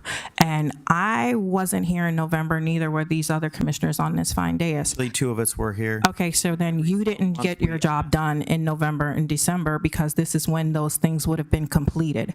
January is when they come out and do their site inspection. We had just barely filed paperwork in January. Our bank accounts were barely being open. We haven't even knocked on doors. We were definitely not voted in January or February or March for that matter, when this should have been completed under your administration, not ours. So again, I don't want to hinder him from actually doing his job or anybody in the finance department and getting the audit done for our administration, the current administration that's up here, for your lack of oversight for last year for getting this done with the people that you brought in. Again, on the record, it was the finance director and the town manager's failure, but every single month that Hutchkins and I sat up here, we asked every single month where we were on the audit, and they said we were right on track every month that I sat up here as mayor. Okay, so I would prefer to just see us move forward in completing the audit versus stopping them from actually completing the task of getting the audit done. You have every right to ask. I don't know if you have the support of this commission and saying, hey, we're going to bring in an outside agency, i.e. the Department of Revenue, to come in through the auditors to stop us from getting our revenue share, to stop us from getting grants to move forward on this city, and to stop the finance department from doing their job, to hire additional staff to sit here and assist the auditor general in just looking at our books. Okay, I need our stuff completed. I think Never asked for a stop on our audit. Well, that's what you're asking for, because you're literally going to bring in 4 people. You're going to bring in the auditor general to come in. They're not going to be able to complete their work. They're not going to be able to close their books out because you're going to have a slew of people in here that's going to be digging through records, and we don't have the staff to do that. Do you want to hire 4 additional people? We still haven't even done the other audits that you've asked for. But I think it would shoot us like literally in both feet to ask for this at this time. And not for nothing, you're auditing your administration. Yeah, that's, And the 17 years prior of your administration. You're not auditing the 17 years prior. Not for nothing. Every year that I was here, we got our General Finance Award every year for completing our audits in a timely manner. So, I mean, this did not occur during my administration, but yours. And if you want to audit something from the past, then say, hey, I want to audit of this, and we can move that forward. But to sit here and bring the auditor general in here, I think that's a big mistake. And stopping the current audit from being done, which is still from your administration. Well, this is last year's audit. This isn't our audit. For the record, I brought forward and requested a 20-year audit of our records to get them up to date and get to where we need Are you asking for them to review our records, or are you asking them to get them up to date? Because they're not one and the same either. we only keep records for 7 years, right? So why go 20 years back? I don't know, and I don't know what you're going to confine, because not for nothing, a lot of people are kind of dead. Listen, if you guys aren't for it, then move it on. It's on you. So Okay. I brought it up. Okay. If anyone wants to bring it forward, bring it forward. If not, it's a dead issue. Yeah, set that issue. Okay. All right. We'll go over the finance director's recommendation. Just to be clear, the commissioners in Pembroke Park do not want to do this. So, but I did bring it forward.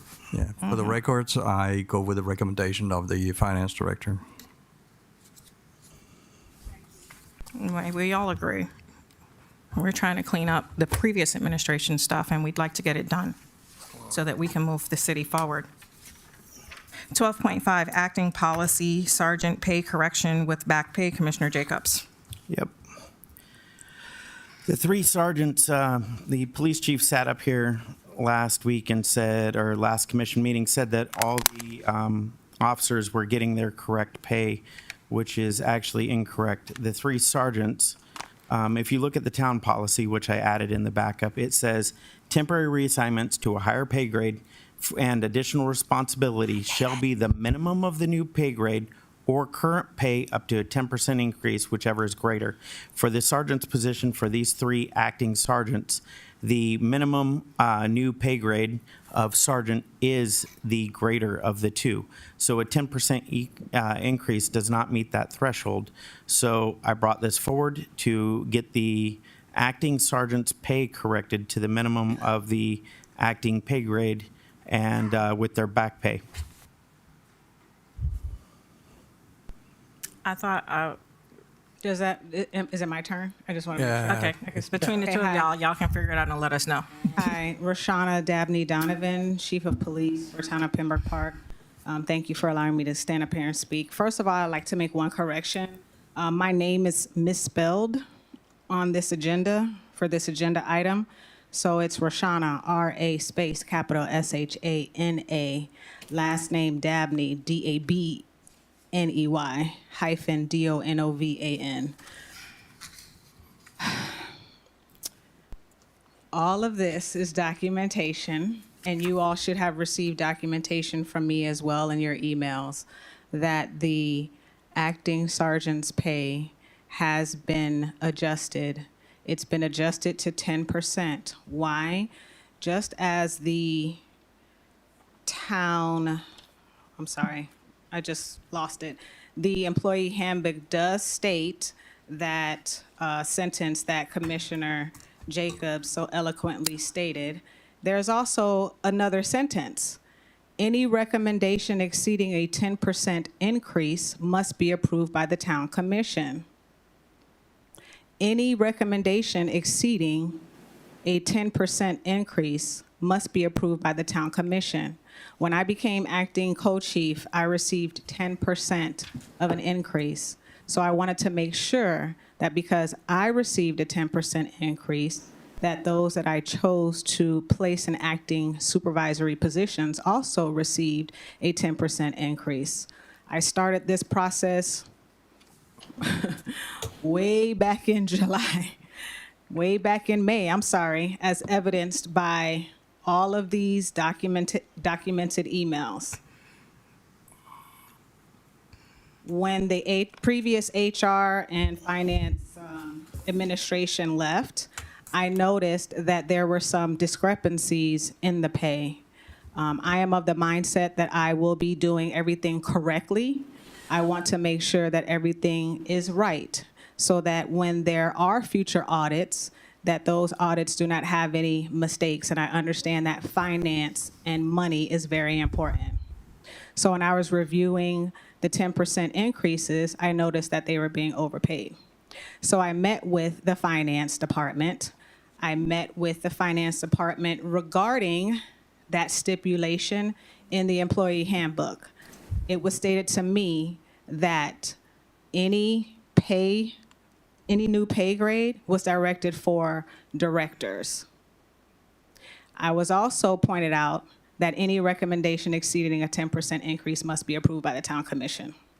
So I asked for a meeting with the acting town manager so that we can sit down and review every single pay period, all of the raises, and that's what this is.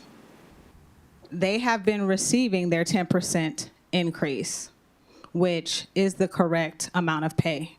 Why? Because most police departments operate under a union.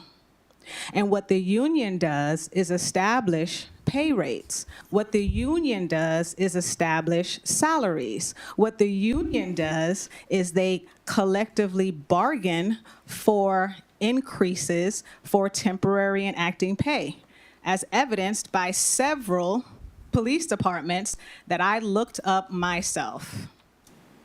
And That's great. So here's my question. I never interrupted you, so please don't interrupt me.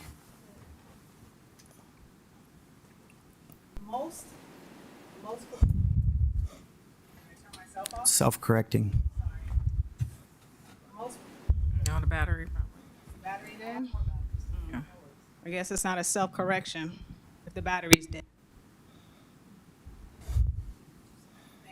You can take the attorney's time being. Sure the green light is on. Okay, thanks. Okay.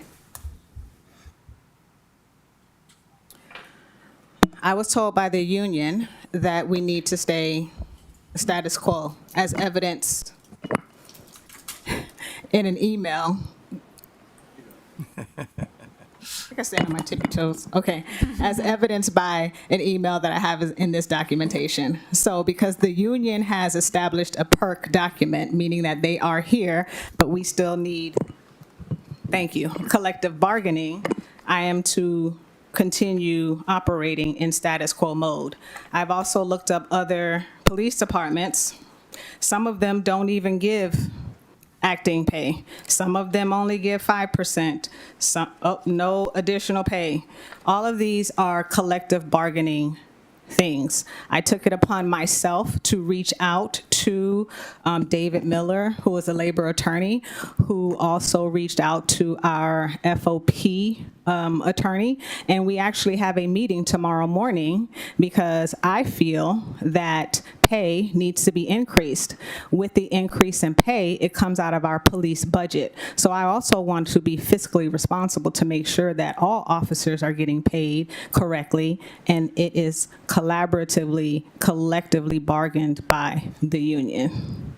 If you would like to add anything else, Acting Town Manager, I would appreciate the assistance. Sure. I just want to read into the record exactly, in the employee handbook, page 24, it states a temporary reassignment to any higher pay grade. Any additional responsibility shall be the minimum of the new pay grade or current pay up to 10% increase, whichever is greater. However, on page 25, it also goes forward as saying that any recommendation exceeding that 10% must be approved by the town's commission.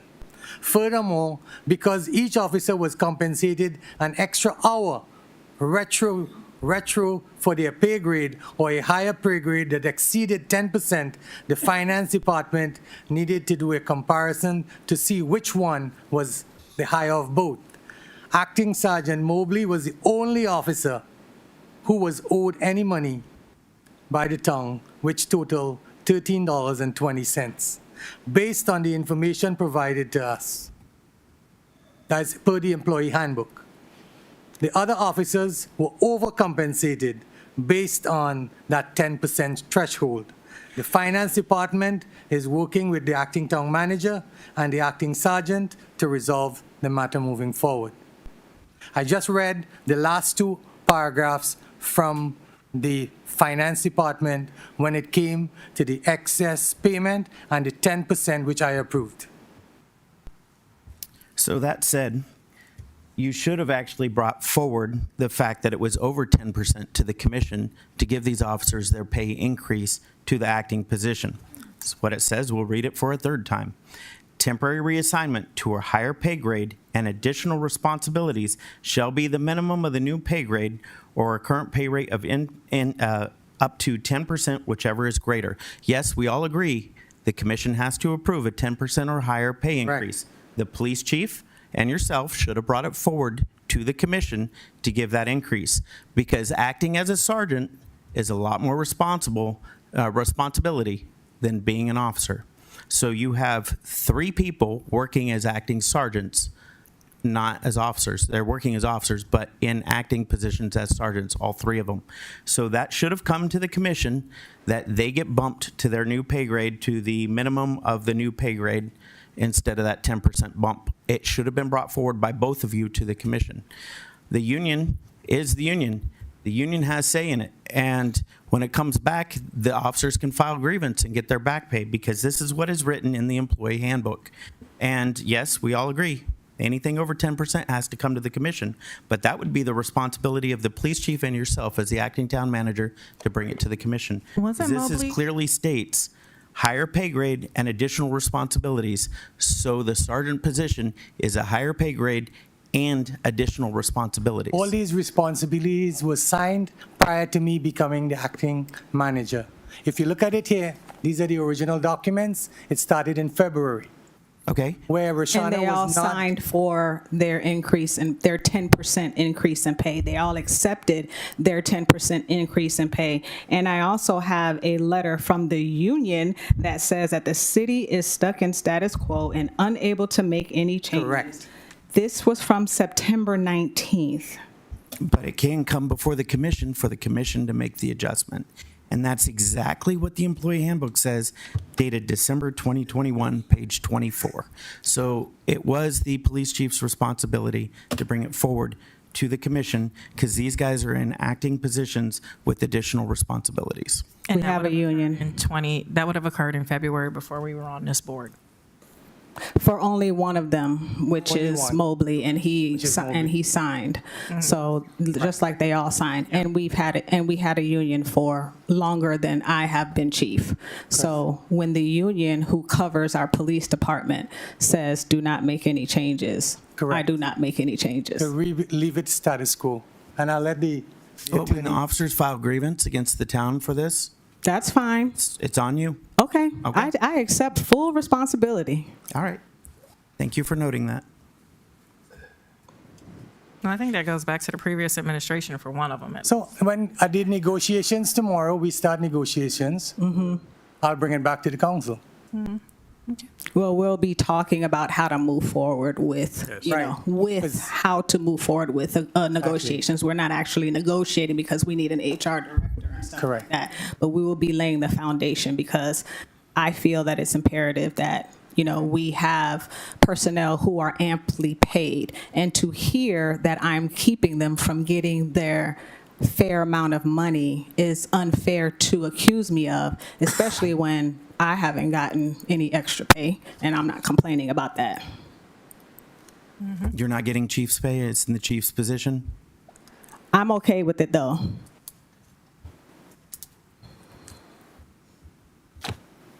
And they've signed.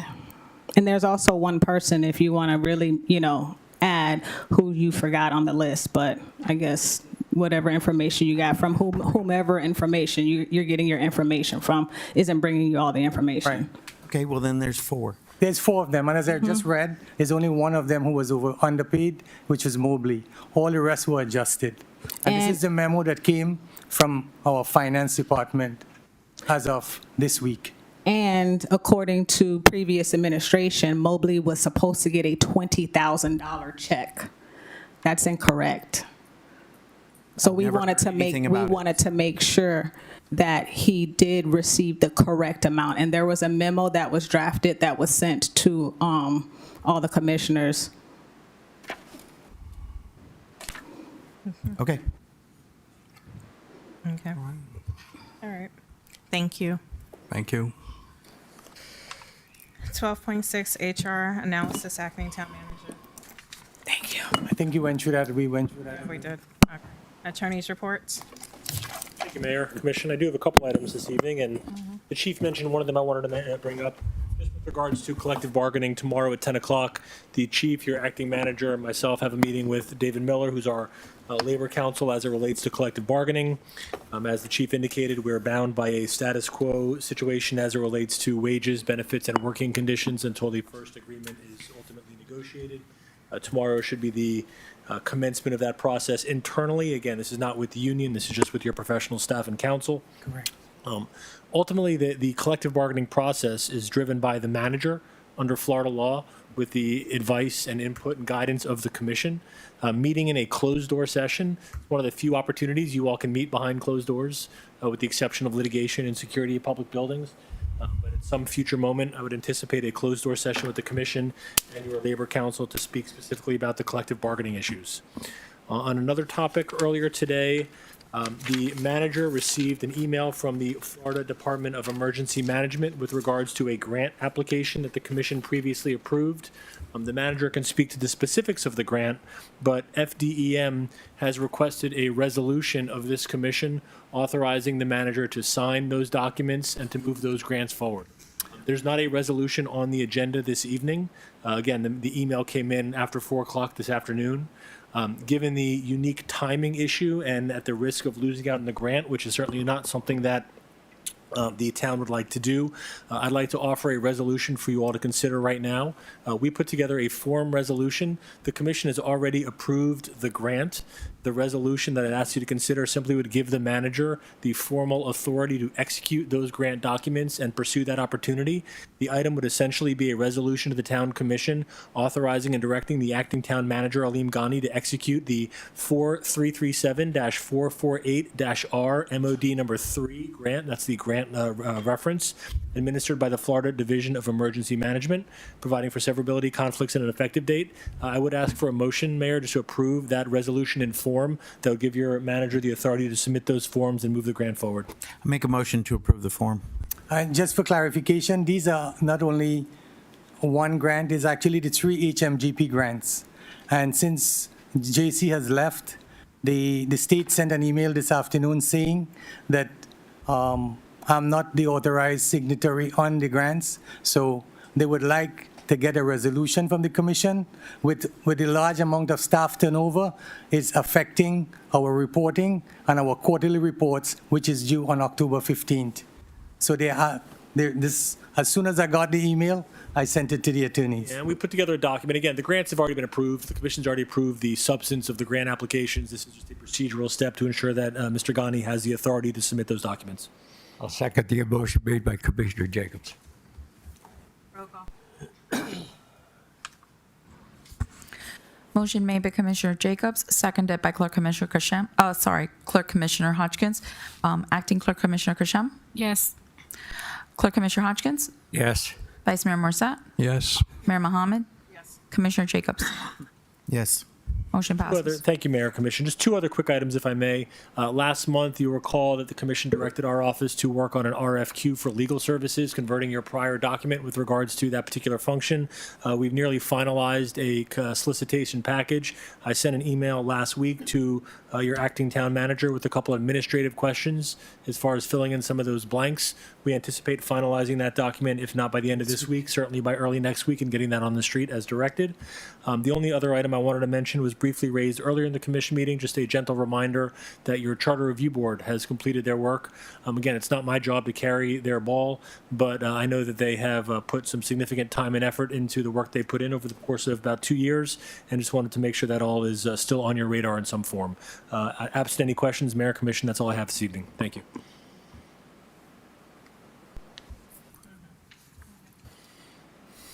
Okay, so then we're going to go town manager's report, and I know Alim has a few.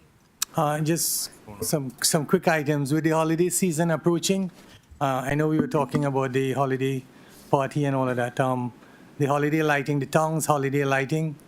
I'd like some direction on where would you like to put them? Along the boulevard, at the park?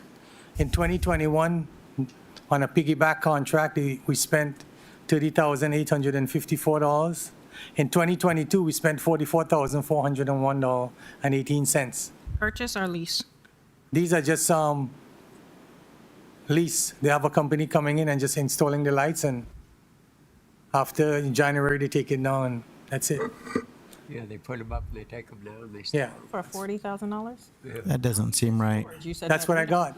That's a lease. No, we don't keep. So That's the numbers I got from Public Works in our records. that's a lot for a lease. If that was Oh. a purchase, I'd be okay with it, but for I thought it was 20-some thousand. So is that total for 2 years? Because that sounds like 2 years combined. 2021, clearly, these are the numbers that we found in the records from Stephanie. $30,854. 2022, $44,401. That's $70,000. That's Frank. That doesn't sound right. Those are So the numbers that was given by staff. That's wild. Yeah. yeah, can we look That at doesn't sound right. purchasing? You were here. Can you Does come up not with some sound right at alternative all. to this? Oh, Purchase lights instead of renting lights? The commission voted to purchase Christmas lights to have the park, all the trees out in the park Right. decorated last year. They were supposed to start the process in January. To date, nothing's been done. Well, all right. Into that and see if it was a purchase or a Okay. rental. so, Yeah, so that we can have declaration up, but Right. I wouldn't want It was a to. purchase. No, that kind of money is. I think it was. That's what it sounds like. That's what it was. But then why would they charge the second year? so why would, yeah. Well, I'll check. I'll give you the That exact, doesn't sound right at all. yeah. I'll find out.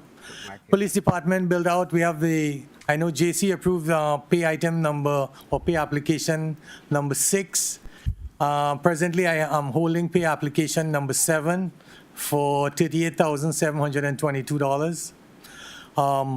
There are several things missing because I'm taking over this project as of pay application number 7. We have no holding cells, one interrogation room. I believe that there are several items missing on the design.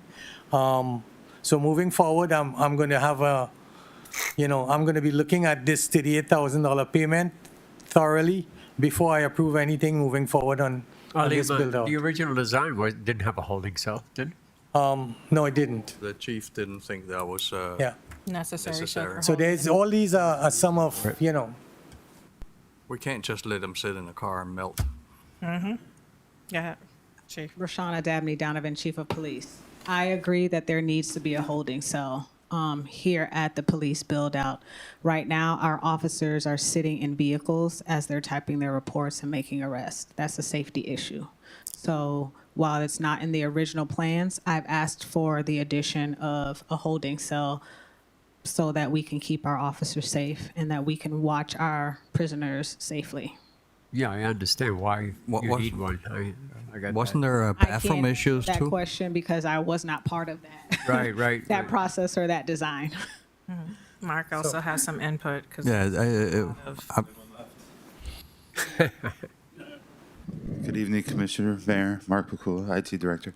Yeah, there was a lot of conversation about holding cells. They could be put in. It's a matter of money. That would be up if the chief is recommending it. The holding cells. There's a couple other things that they could relocate. There was a lot of talk of moving the showers and lockers to the second floor, moving that gym, getting that out of the way. There's real estate there, and that frees up the room down in the police department to put those holding cells. There is still work to be done for the interrogation room. I had a meeting with the chief roughly about it today. I got the ball rolling already. I've already contacted Axon, and we're going to have a meeting next week to get that going. But yes, it's up to the commission. If the commission wants to do it, now would be the time because they're not finished with the construction, and there is a lot to it, to building those out. You mean to tell me they're going to do away with bathrooms that are almost completed in order to put a holding cell in? To be quite honest, they should have probably never been put in. All right. There was reason for it. It's the FDLE requirements that you have to have holding cells is why they didn't do it. And we were transferring everyone to the sheriff's department. That's where they get booked into the jail. So But I you would still bring it up. have There's to a lot of red tape with having holding cells. It's not just installing holding cells. There's a great deal that goes along with it, Well, Well, more than just putting in doors on a closet. It doesn't Well, I just think work we like need to that. look into that because I think it's vital for us to have a holding cell versus keeping officers in a car for 3 hours to do reports. I mean, what are you doing? Bringing them in for an interview and interrogation, carrying them back to the car to do the paperwork, back and forth, back and forth. And then I saw that there was only like one interrogation room, and I'm like, well, shoot, most people work in 2s or 3s. So like, what do you do with the other 2? Leave them in the car while you interrogate one? I As a mean, solo state trooper for many years, I did all the paperwork in my car with the suspect in the back of the car out on rural highways in the middle of nowhere. So did that quite often. It's not unheard of. Okay, well, we're starting fresh, and I think it would behoove us. We had holding cells in the city for how many years? Both on the first floor as well as the third floor in the building when we had our own police Then department. you need to actually go through and find out how much it's going to cost to make it compliant with FDLE We and will do all that. the process that has to go with it to have holding Right. cells. Okay, so we're going to give direction to staff now. right, so keep in mind, your original contract sum, I'm actually reading it out directly off the EIA document. $925,000, original contract. With all the change orders and that was approved, is up to $154,663. Total contract so far with change orders, close to 1.1 million for that area. $5,000 doors. So keep in mind with the cost and the cost overruns, the change orders, any addition with this contractor, you're looking at some serious dollars. I would also like to add that from an IT standpoint, I'm also finishing up with the chief, just rewiring and trying to save us a little bit of money. We're going to sit down and do that, but if we are going to do that, that's got to be halted because we just have to change some things around. So if the commission decides to do that, we really need to know sooner rather than later. Okay, can It you is, guys? we haven't done any of the infrastructure on the wiring for a lot of the systems that we have. That's still to come. Yeah, we need to do this right. So I direct the commission to please make a decision as soon as you can, Okay. because we have a lot of other disciplines to do. Thank you. Okay, so if you guys could look into what are the requirements for having the holding cell and getting the cost estimate associated with it. Do you have it already? No, I'll have to find out because if the space is already all the space is already accounted for, we will need an additional area, as Commissioner Jacob said, where are we going to put it? Yeah, or you can reallocate Or reallocate, something that's there because you have a shell. I mean, you literally have a shell, and they still have to open the walls up to put the wiring in anyway. So if they're opening the walls up to put the wiring in because the wires weren't run before they closed up the walls, you might as well go ahead and get everything done, do it right the first time, and not, keep jeopardizing these officers, keeping them in a car with the suspect. And I would fix say it. not ripping out plumbing would be a big one not to do if we can avoid it at all costs. Yeah. I just want to go on the record and say this is a lot more than just a construction project. This is something that has to go through FTLE and make sure everything is 100% legal and built to the state standards. This is not just for a contractor to look at and do. There's a lot more to it. So you need to make sure every box is checked. All right, well, they have Okay. their direction. I will look at it. Okay. What else do you have on Liam? Sorry, Bamboo, the portable pumps at Bamboo is back in. Everything is up and running there. The roof, the permits were approved. Construction starts on Monday. So you're going to see an additional area where the dumpsters are going to be held. They're going to be tearing the roof off.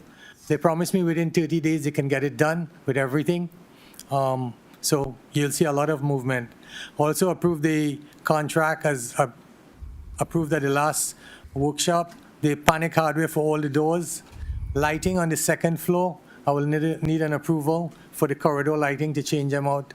It's going to cost like about $1,400 to do all the hallways with the new LED system. Yeah, all right, so can I have a motion to change the lights in the hallway on the second floor to LED not to exceed 1,400? Yeah, I'll make a motion to change to LEDs, Okay. not to exceed 14. And the last is, Wait, I second. slow down. sorry. Sorry, you wanted me to finish up, so, That's all you get. sorry. Motion made by Clerk Commissioner Hodgkins, seconded by Vice Mayor Morsat. Clerk Commissioner Hodgkins? Yes. Vice Mayor Morsat? Yes. Mayor Mohammed? Yes, Commissioner Jacobs? Yes. Yes. Acting Clerk Commissioner Kusham? Motion passes. Just two more items. On October 6th, we attended the Broward Resiliency Roundtable for all the Broward leaders, mayors, and some commissioners. A lot of information on the adoption. There's a lot of information that was sent out on resiliency and all the upcoming climate action and climate change. I think the town had a whole package there. I will share copies with everyone. And lastly, our application to the grant for HMGP for reimbursement. We added another 65 or 69,000 that was paid on the design, and so far the emergency department has approved all our additional expenses for that. That's all I got. okay, I have questions for him. yes. All right. The town's still working on several projects. Okay, so this says regarding Christmas lights. Town still has several projects like Christmas lights that should have been started back in January. The wrapping of the electrical boxes in town, the Bobcat with the accessories that the former the former Public Works Director or Manager have failed on, but those are still items that need addressed by the Public Works Department. And this is addressing you both as acting town manager and the Public Works Director. You provided, tonight we had flooding again over on Park Lane. You provided each of the businesses 5 sandbags to stop 2 to 3 feet of water. I'm just curious, as an engineer, how can you stack 5 sandbags to block 2 to 3 feet of water from coming in through their doors. That's not as much we got. Is that a question directed to me? Yeah. You gave them 5 sandbags, and we have 2 to 3 feet of water and flooding over there coming into all their businesses. So All right. those 5 sandbags hardly block a bay door. So the 5 sandbags will to actually prevent water from getting into the offices. That's the first line of defense. The first thing when you go out there too, and you look at the elevation of Park Lane, all the businesses are actually elevated. The town's roadway is at a lower elevation. The water's coming up so high, it's pouring into their bay doors. Okay. Not just the business doors. You gave them 5 sandbags. Okay. So 5 sandbags do not block a business door and a bay door.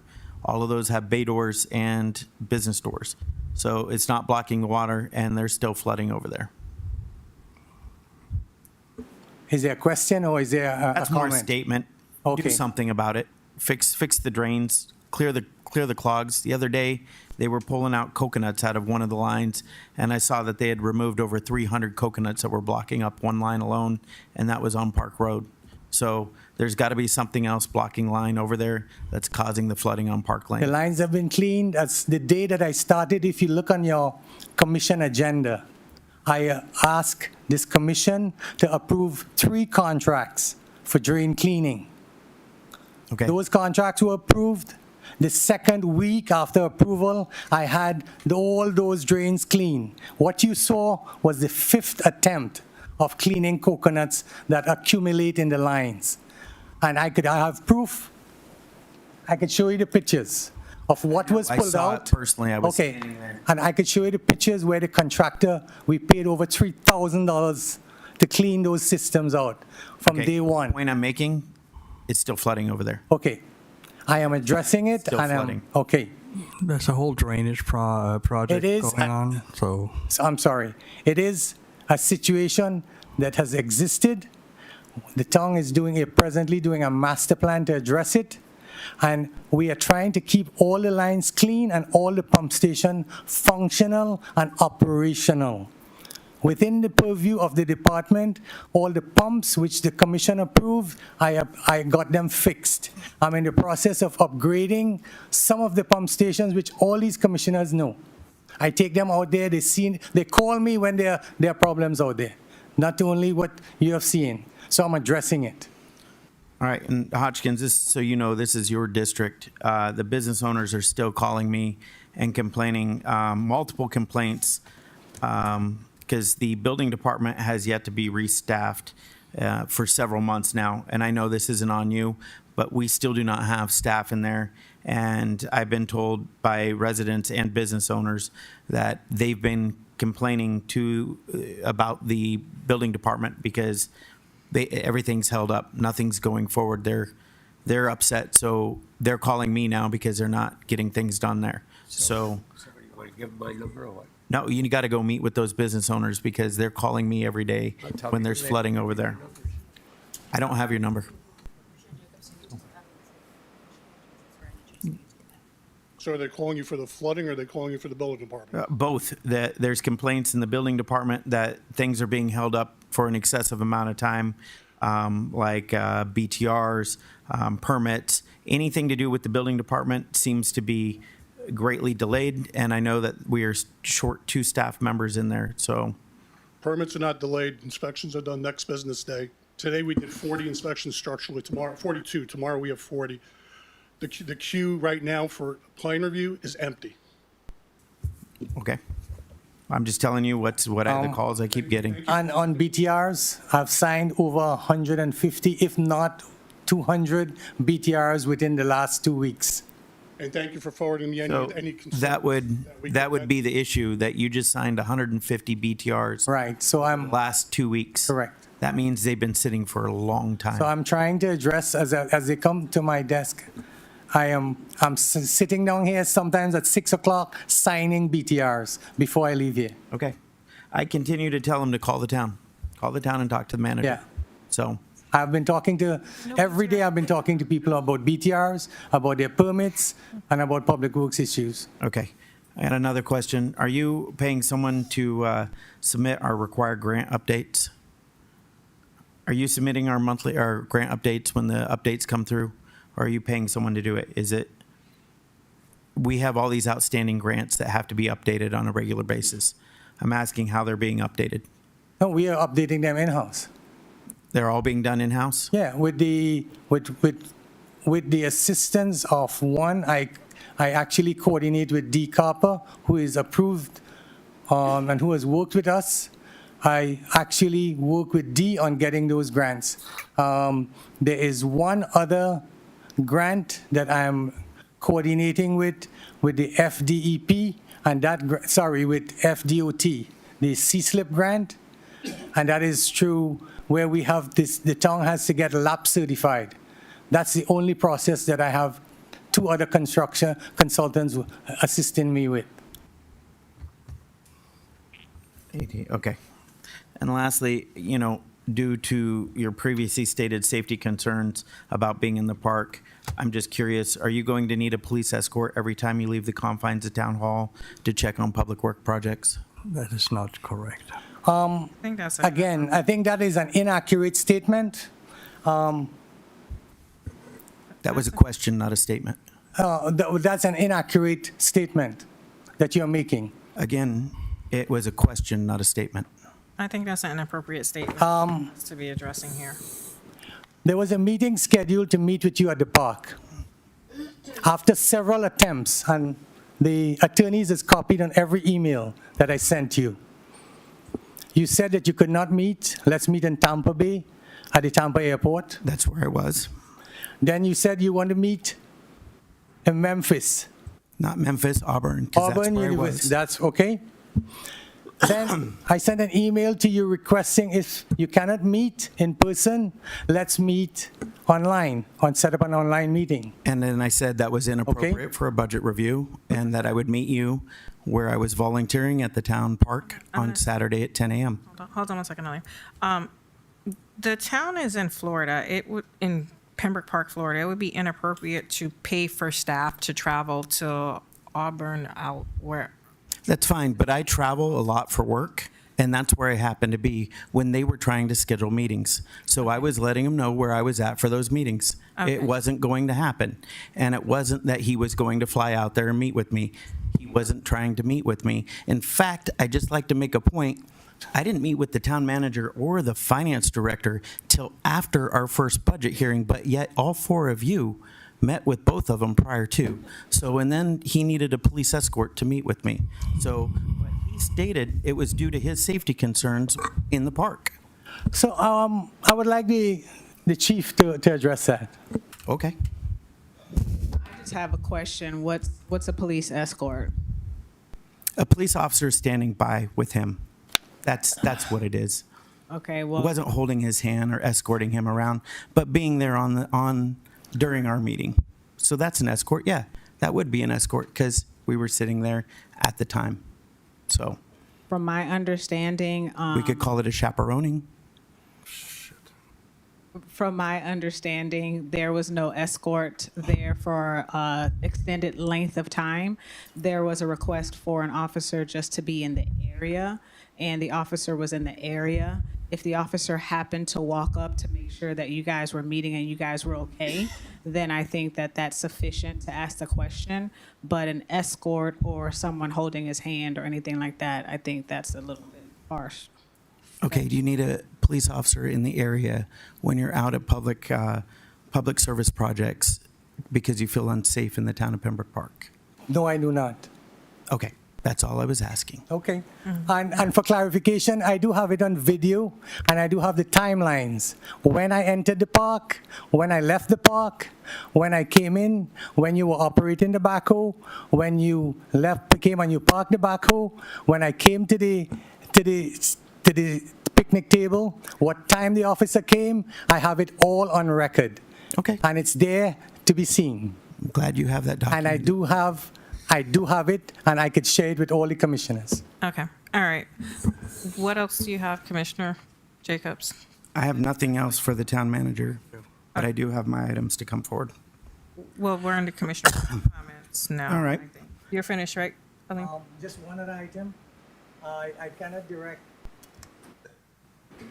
I cannot direct the commission, but moving forward, I'll be applying a new credit card policy for all those staff in the town per the OIG report. I'll be pulling in all the credit cards, and I will have a credit card policy where every employee who is going to be using a card, anything over $250 would be charged, would be written up, and they're going to need my approval before moving forward Okay, yeah. good. Well, I mean, we're going to to be address doing the OIG concerns. central purchasing too. So, Correct. so I think for the most part, Susie will be handling most of the purchasing from moving forward so that we can Sure. keep it centralized and not having folks all over the place with things like that. Thank you. Okay. All right, Commissioner comments? Commissioner Jacobs? All right. Again, I've been getting a great deal of complaints from residents and business owners with regards to BTRs, the building department, and such. So as I continue to forward them to the town manager to deal with.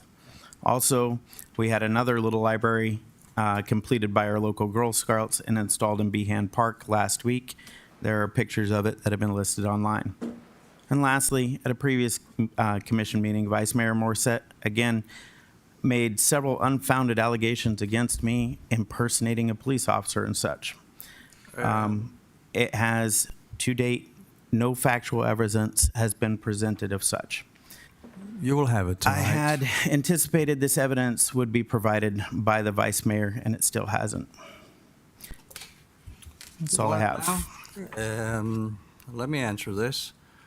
In the special counsel report, if you have read it, all the complaints against you, there is a witness report by Janser that you impersonated a police officer driving around in a town police car, which you had no business to do. So, yeah, it's in the report. You should read it. It's about you. The other thing is, the finance director, the previous one, have given me the receipts. And here it says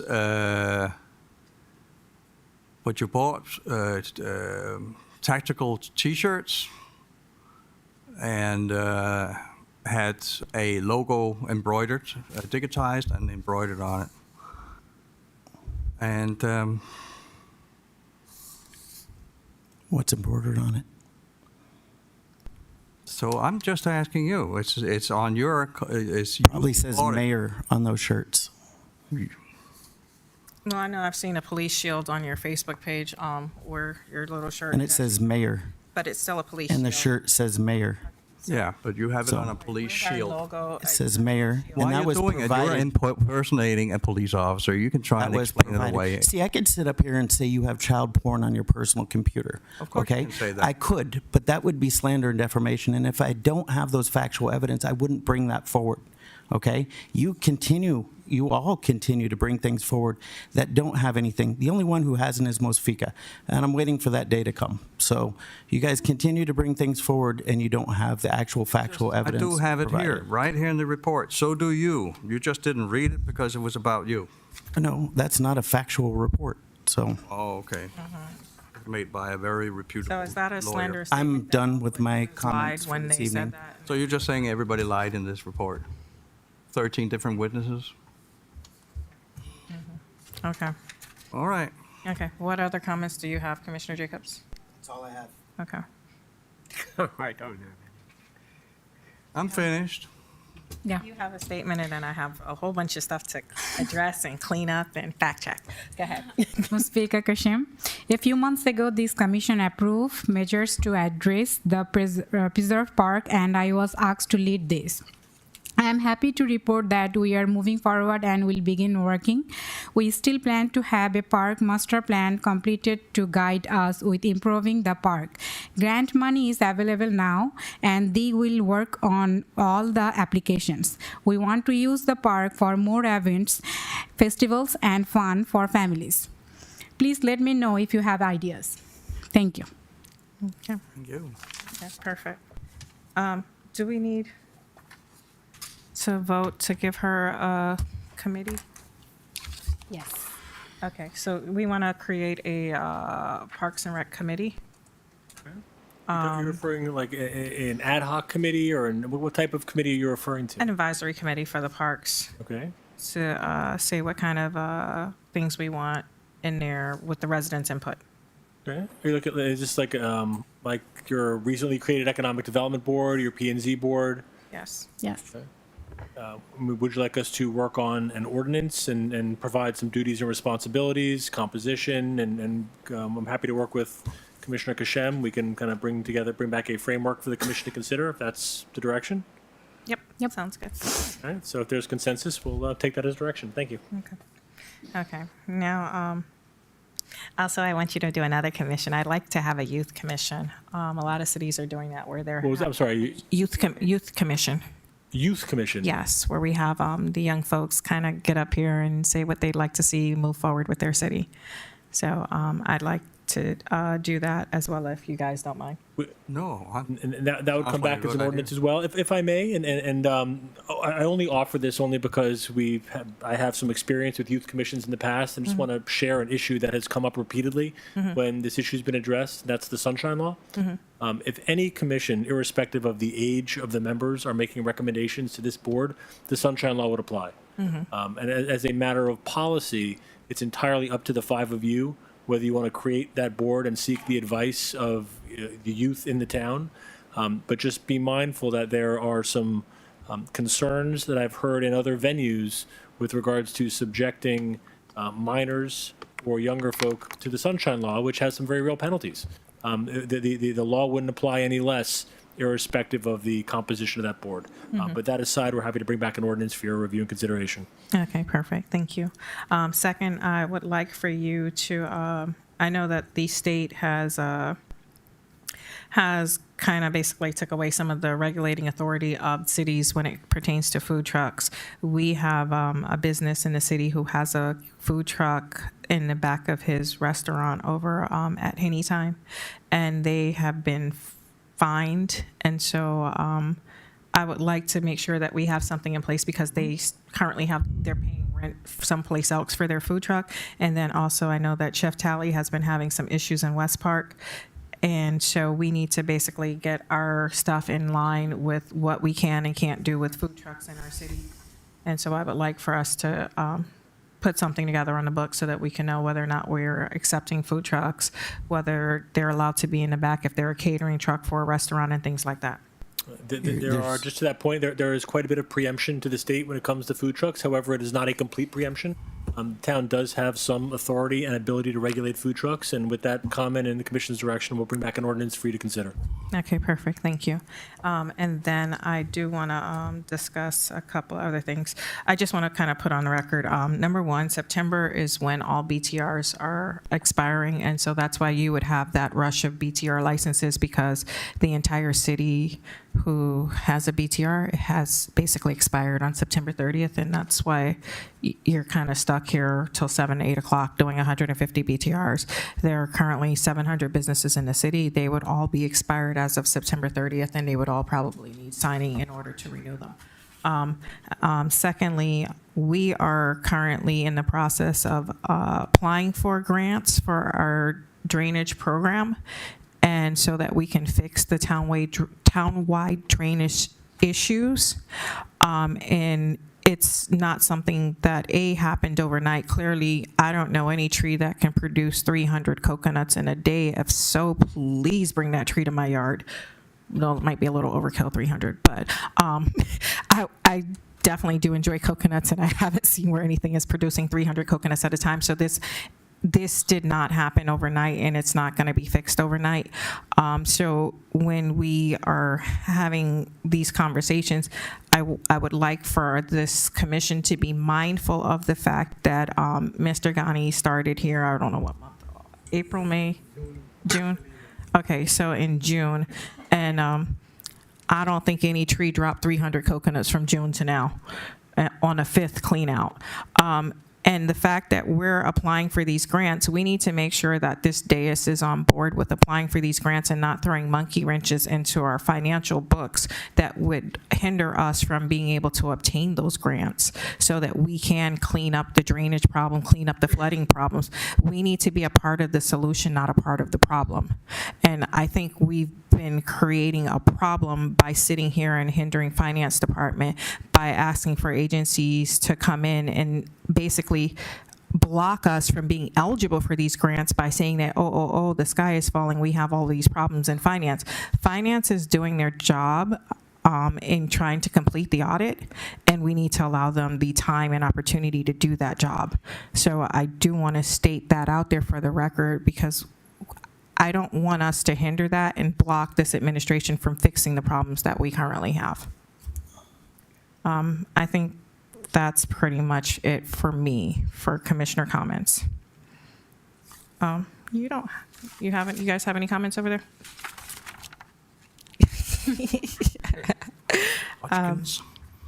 No, he said no, right? That I could say on either. On the record. Okay. All right, with that, I'll make the announcements. 16.1, special magistrate hearing Wednesday, October 18, 2023 at 9 a.m. Workshop commission meeting Wednesday, October 25th, 2023 at 6 o'clock p.m. For the calendar of events, we have our fall festival scheduled for Saturday, October 28th from 4 to 7? Oh, okay, from 4 to 7 p.m. And that will be at the Preserve Park, and we're doing that in conjunction with Pembroke Park Church of Christ.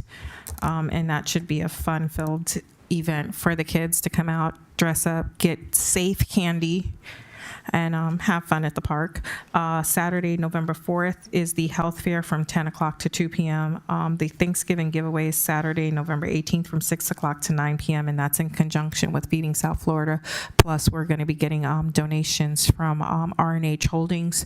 They're also going to be providing approximately like 200 turkeys. Also for the health fair, we need to figure out like what our food truck regulation is, because of the fact that normally in the past, my mom has kind of cooked for the 500 attendees, but seeing as how she's 80, she won't do it anymore. So we are going to have someone who has a food truck that will be cooking for us. And we need to make sure that it's okay for them to be at the park cooking for us for the event. So we need to make sure that that's okay as well. And then on Thursday, December 21st, we have our toy giveaway from 5 to 8 p.m. And if there are no questions, I'll entertain a motion to adjourn. I'll make a motion to adjourn. All in favor? Aye. Aye. All right, meeting adjourned at 10:28. Yeah. Aleem, I'll see you in the morning. 10 o'clock. You sure you're gonna see me in the morning? I don't know if I'm gonna be back anymore. Okay. We'll see.